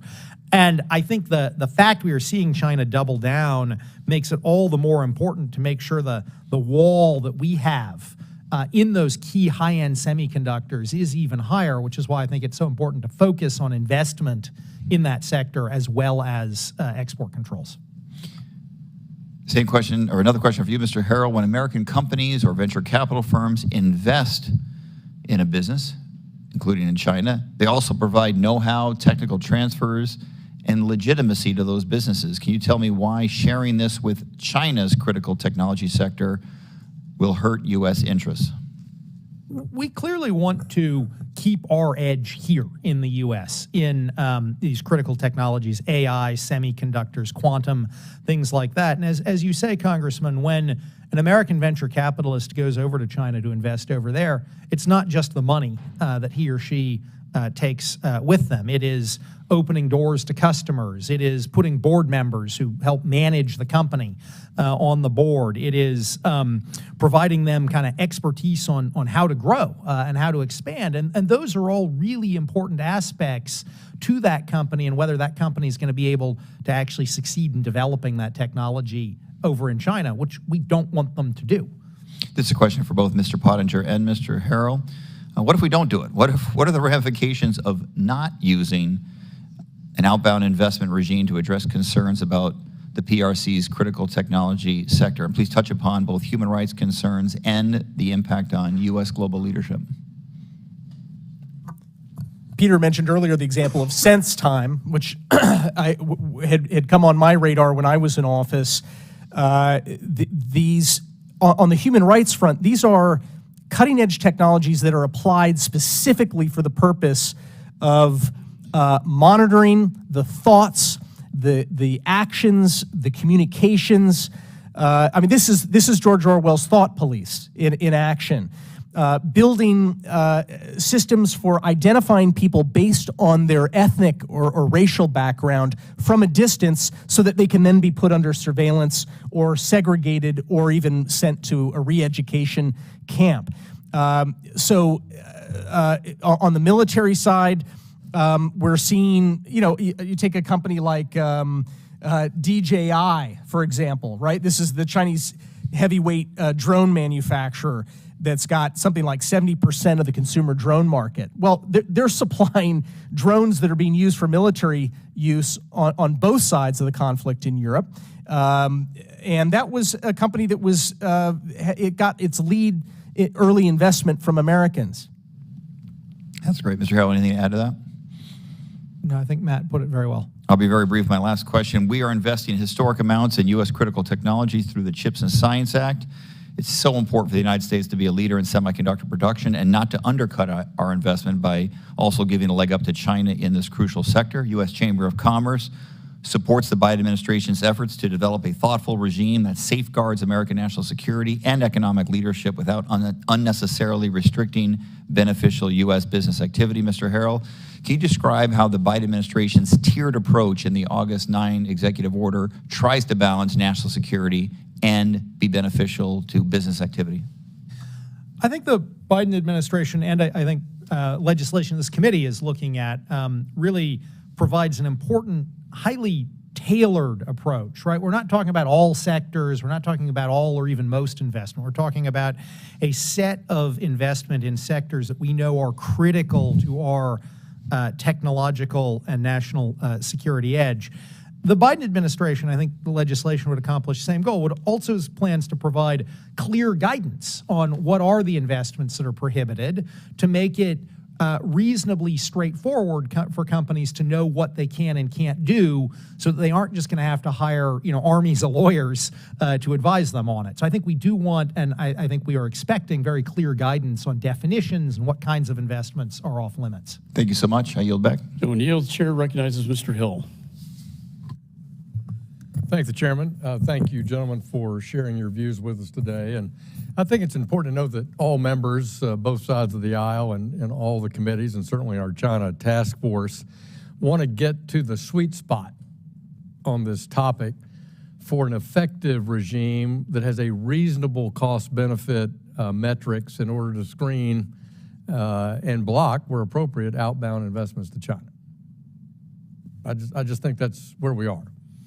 We're going a bit around and around on how this would sit in the menu of what we have today, from all the lists that we have, export controls, tariffs in some instances.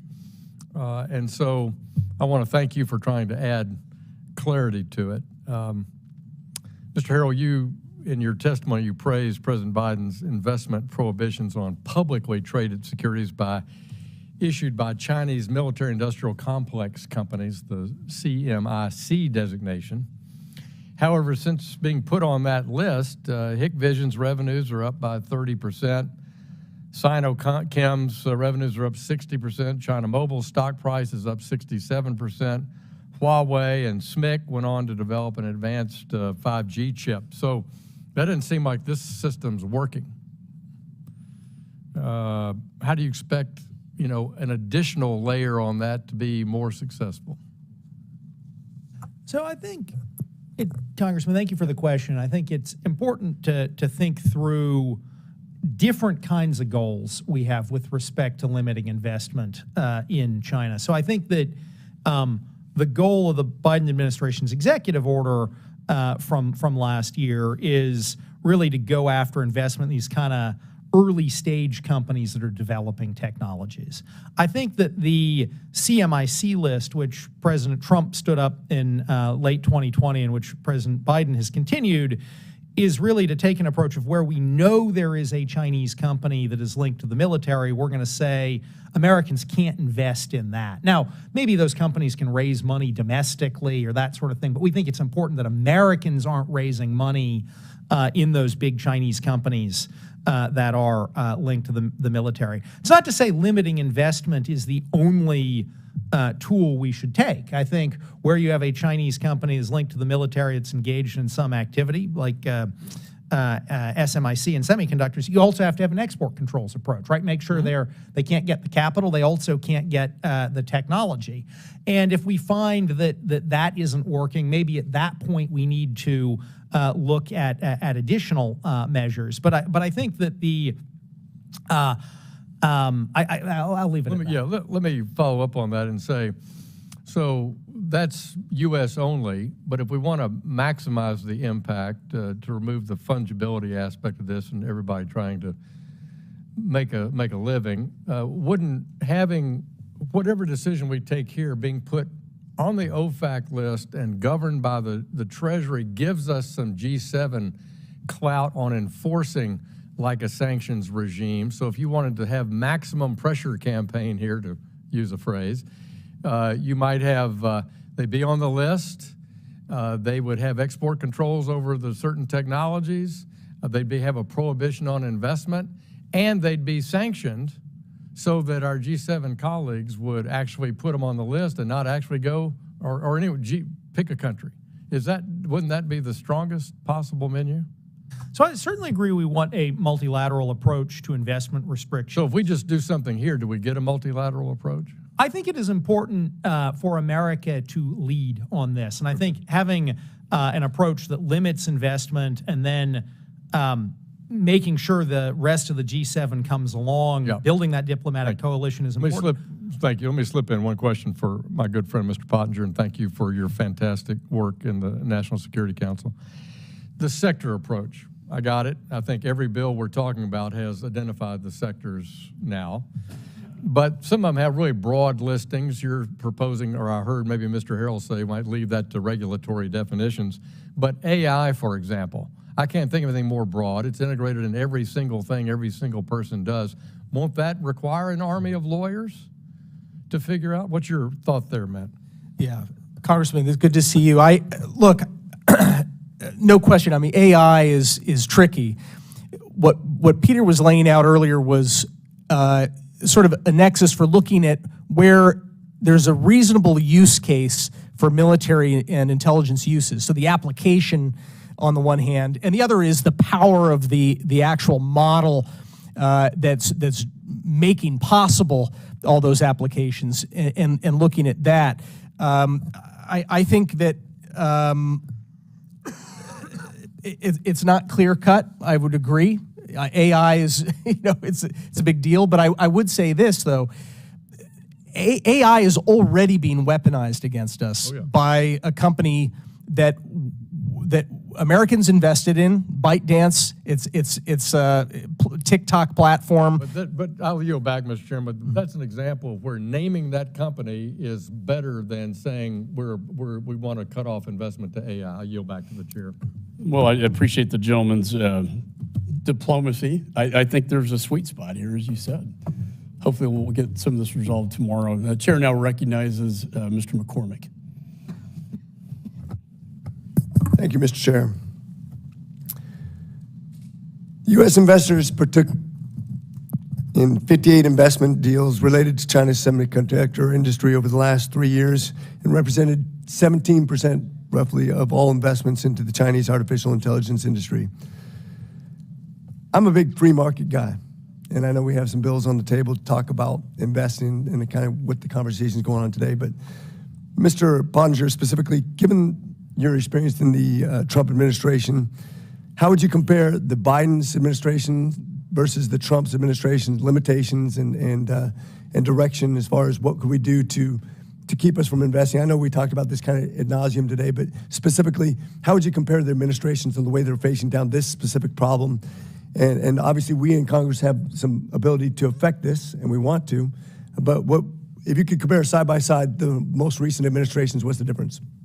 Yeah, I think it might actually be a good test case for how you eventually find that sweet spot, because there were some things that the Biden administration did that I wish that we had done in the Trump administration, and then there were a couple areas where the Trump administration was stronger on this specific area. For example, when President Trump signed those 2 executive orders limiting, prohibiting U.S. investment into Chinese companies, he included subsidiaries of those companies. So even though there was 40 some odd companies that the Department of Defense put on the list, that immediately accordioned out to about 1,100 companies. The Biden administration, I was disappointed that they got rid of the subsidiary requirement, but on the other hand, they expanded the authority to cover not only Chinese military affiliated companies, but also Chinese companies that are involved in egregious human rights violations, the surveillance state stuff that we've been talking about. That was a good move. So I think if you put these things together, you end up with a stronger whole. Okay, great. And so that doesn't really necessarily increase, our proposed bills don't necessarily increase executive permission. It's basically an overall blanket to help us direct money away from these Chinese. I think one of the things it does, I mean, if you've got a law to support, in essence, the Trump and Biden executive orders, you give it much more credibility. You give spine to executive branch officials who might be afraid that they're going to get sued by the companies that end up in the crosshairs. But if you've got a law behind that, a court in the United States is going to give that a lot more weight than a mere pen stroke from a president. Excellent. Mr. Matheny, do you believe that had the United States banned outbound investments to Chinese about 15 years ago or so, it would have made a difference in the ultimate outcome of the advancement of AI and other technologies that are possibly harmful in the competition and strategic outcome with what we've done? It's obviously hard to know the counterfactual history, but I think there are many cases over the last 15 years where we have seen a U.S. investor come in to a Chinese high-tech company. We talked earlier about SenseTime. Matt talked about ByteDance, the owner of TikTok, where that early U.S. investment was absolutely essential to that Chinese company being able to thrive and grow both domestically in China and then ultimately around the world. And so I do think, just looking at the history of these kinds of cases, that had we had a tailored investment restriction regime 10, 15 years ago, we probably would see a less well-developed Chinese high-tech industry and some of these key technologies, and that would be very much in our interest. I think in some ways it's kind of a rhetorical question. It takes investment to make R&D and takes investment to make a company grow. That's exactly what happened. We were a big part of that, almost 20%. Mr. Pottinger, do you think any of our partner nations and allies have adopted restrictions to their citizens investing in Chinese defense sectors? Not that I'm aware of. I think that there's sort of window guidance in some countries where, we've seen investment drop off from Japan, for example, into certain Chinese sectors.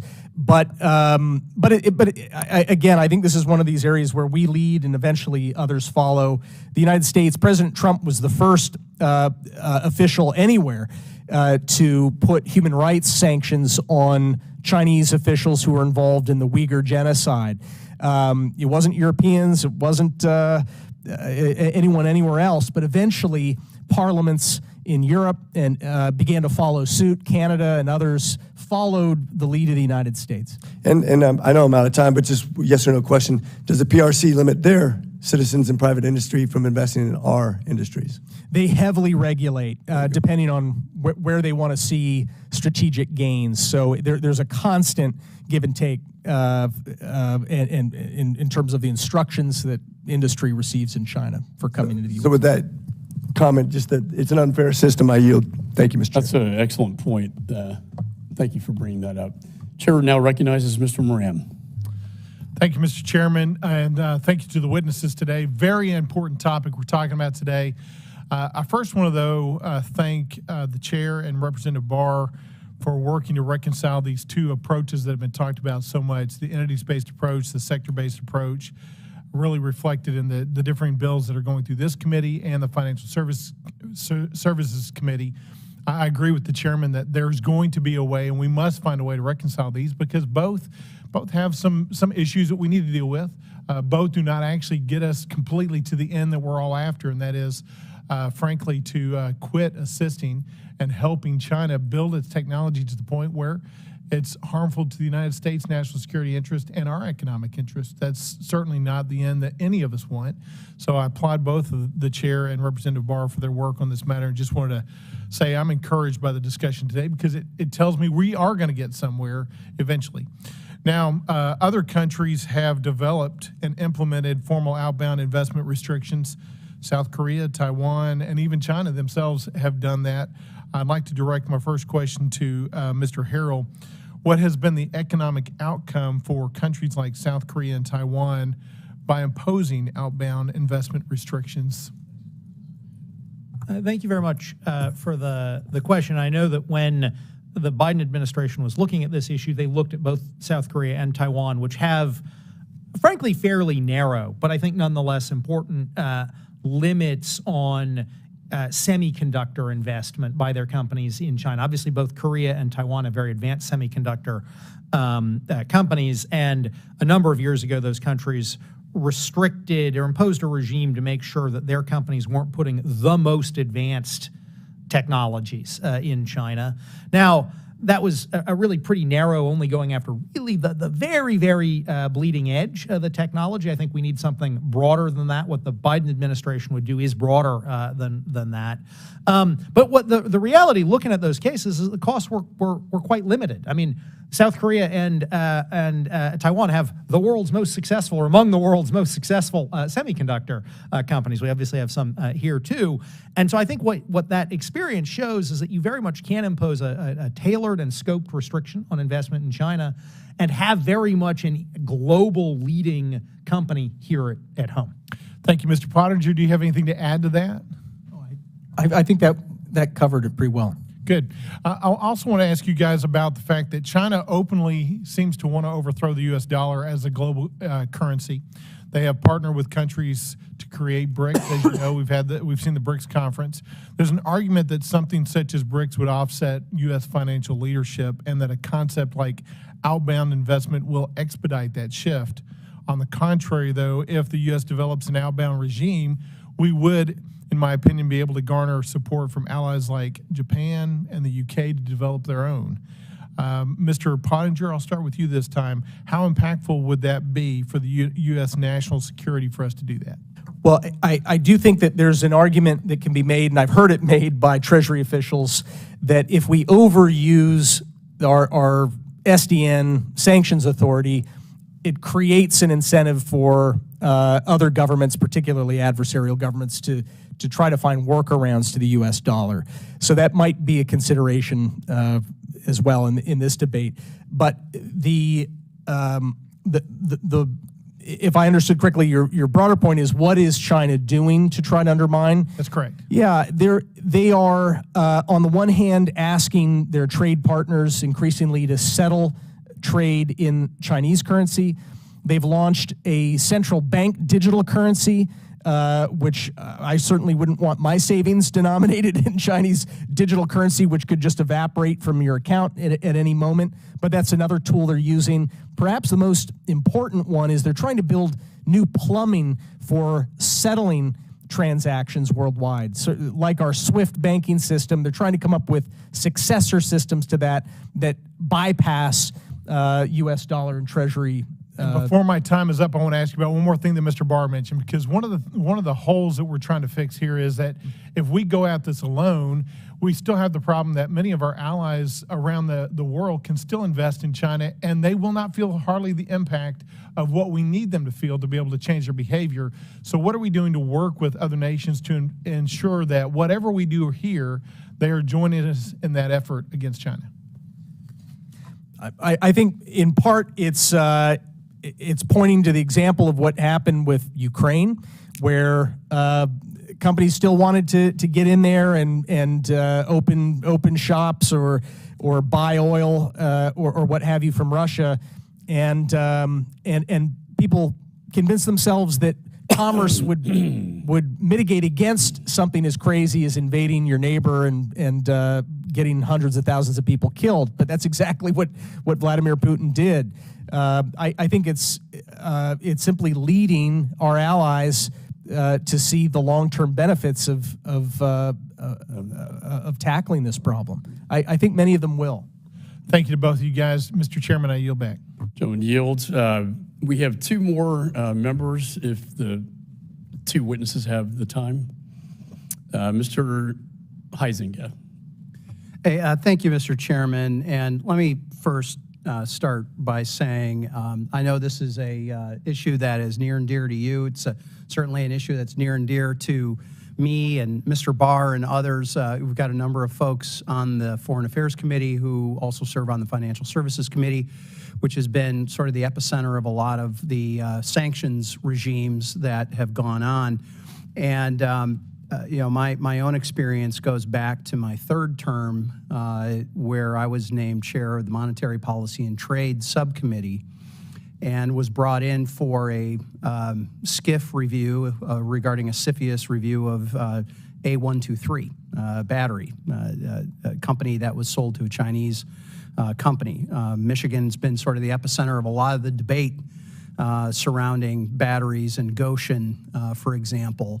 But really a lot of it is centered around automotive. So we've been dealing with this collectively for many, many years, because this is a real issue. It's a problem. And COVID, I think, just underscored this in ways that nobody really expected. Everything from paper masks to ventilators, and you know, having the Defense Production Act, the DPA being invoked to bring about medical equipment, not to mention pharmaceuticals, not to mention you know, the myriad of food items and all the things that we have become, in my opinion, overly dependent on China. So Congress has maybe been collectively, maybe I'll put it this way. I'm not, because I think the conversation's been happening within Congress, but maybe society as a whole has kind of come late to the game a bit with the dangers and the overdependence on China. And so we have, my whole point in this is we have many common goals, which is to limit the economic and military influence that China has in certainly over the United States, I would argue in the Indo-Pacific region. So what we are having the discussion about is the methods, all right? And what I personally am looking for is making sure that we have an effective and real way of curbing and bending that influence that China has had. We've done a lot of work on that with the Financial Services Committee over the years. The work that's been here on the Foreign Affairs Committee is important. The China Select Committee. I've been working with Mr. Barr for a long time on these issues, and in my mind, Treasury is still sort of that main thrust of where the most effective sanctions can be. But as we know, with a lot of other things here in Washington, D.C., whether it's the border, whether you pick the issue, if you're not willing to enforce the rules and the laws that are already on the books and the systems that are in place, just adding a new system isn't necessarily the solution on that. And I just want to be very careful that we are doing that. I do have some concerns about the authority being turned over to an agency that may not have the experience in that. I have little confidence in the Commerce Committee, for example, or some other committees, State Department. I mean, that's sort of, to me, doesn't make a whole lot of sense. State Departments, that's not their bailiwick. So I have a quick question for both of you. If you can let me know, are you aware of any U.S. companies that have invested in Chinese companies that have gone into partnership with the PLA? Go ahead. Sure.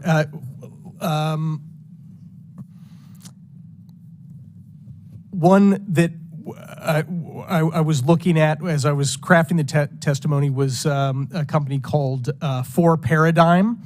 4Paradigm is an AI firm in China that has reportedly sold software to China's military for what they called, quote, battalion command, decision-making, and human machine learning. That company was seeded by Goldman Sachs, Sequoia Capital, and probably some others as well. Another would be Biren Technology, B-I-R-E-N. That's an advanced semiconductor designer that wants to compete with NVIDIA in China. In fact, it's already on the Commerce Department's entity list for potential ties to, quote, weapons of mass destruction, advanced weapon systems, and high-tech surveillance. And that one was invested by a couple of American venture capital firms. Okay. I know my time has expired. I don't know, Mr. Harrell, if the chairman will indulge. Otherwise, we can do this in writing. So I appreciate that. Mr. Chairman, I yield back. Thank you. Thank you. Chair now recognizes Mr. Lawler. Thank you, Mr. Chairman. Last year, Chairman McCall and I sent a letter to BIS Secretary Estevez with questions about how Commerce is implementing U.S. export control laws in response to China exporting goods to designated state sponsors of terrorism, Cuba, North Korea, Iran, and Syria. The indirect resourcing of state sponsors of terrorism from U.S. entities is a serious concern and should be met with strict reform. It took the Biden administration 6 months to respond to our inquiry, and they seem to share our commitment for preventing U.S. tech from being illicitly acquired by our adversaries. But actions certainly speak louder than words. So we will see what they do on that front. Just as concerning, though, as using U.S. tech for nefarious purposes is U.S. investment in nefarious technology. Not only should we not be providing resources to terror, but we should not be providing their funding. It is past time to establish outbound investment restrictions to ensure U.S. dollars are not funding the development of tech that will be used to counter to our national security interests. Is it possible to utilize or expand existing export controls to restrict U.S. capital investment into China? So, my understanding, and I know there's been a bit of debate on this, but my understanding is that even with the important reforms to U.S. export controls that Congress enacted in 2018, the Export Control Reform Act, it remains really technology focused and is just not well suited through ECRA and through the export controls to go after dollars where there is not a technology flow alongside that. So are you of the mindset that we need to develop a different vehicle or regime by which to do this? I am. I think it's very important to develop what I would view as different but also complementary. I mean, it should be done in parallel, complementary regime to go after the dollars so that, Congressman, as you say, not only are we not giving the Chinese technology, we are not investing in their ability to develop the technology. Are you aware currently of any instances in which U.S. government tools, such as export controls, were unable or insufficient to mitigate the risk presented by U.S. investments into China? Any specific examples? Well, earlier, Peter was talking about the example of Huawei, where President Trump took action to prevent Huawei from being able to acquire high-end semiconductors that had been made with American technology. That approach bought time. It slowed down Huawei, but ultimately they were able to fashion a workaround using new companies that they had established, bringing in equipment that hadn't really been geared for sale to Huawei, but ended up in service of Huawei's goals. So I think with investment, it's sort of a similar principle at work, except it's the capital flows as opposed to the technology. The capital, by limiting the capital flow, you're able to go after early stage things that you wouldn't see in time to apply necessarily an export control restriction. This past May, leaders of the G7 countries issued a joint statement recognizing that outbound investment could be important in complementing existing export controls and inbound investment controls as well. When President Biden issued Executive Order 14105, which focused on outbound investment in August, to your knowledge, did he consult further with our G7 partners?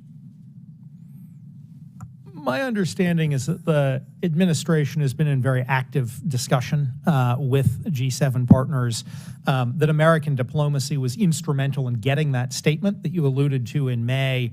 I think ultimately the way the U.S. is going to get our partners to come along is a way we always have, which is a combination of us acting and us engaging in diplomacy. I think it's going to take the European Union, some of these others, a bit of time, but I am optimistic that with us acting and strong diplomacy by the executive branch, but also by Congress, we'll pull them along with us. Are you aware of any similar executive actions being taken by any of our allies and partners? So the European Union has begun a regulatory process to look at this. Obviously, we're going to have to keep up the pressure on them to get it over the finish line, but they have begun a regulatory process on this. Great. Thank you. I yield back. Gentleman yields. I want to thank the witnesses for their valuable testimony. Additional questions may be submitted by members of the committee that we'll ask you to respond to in writing. Pursuant to committee rules, all members may have 5 days to submit statements and questions for the record. Without objection, the committee stands adjourned.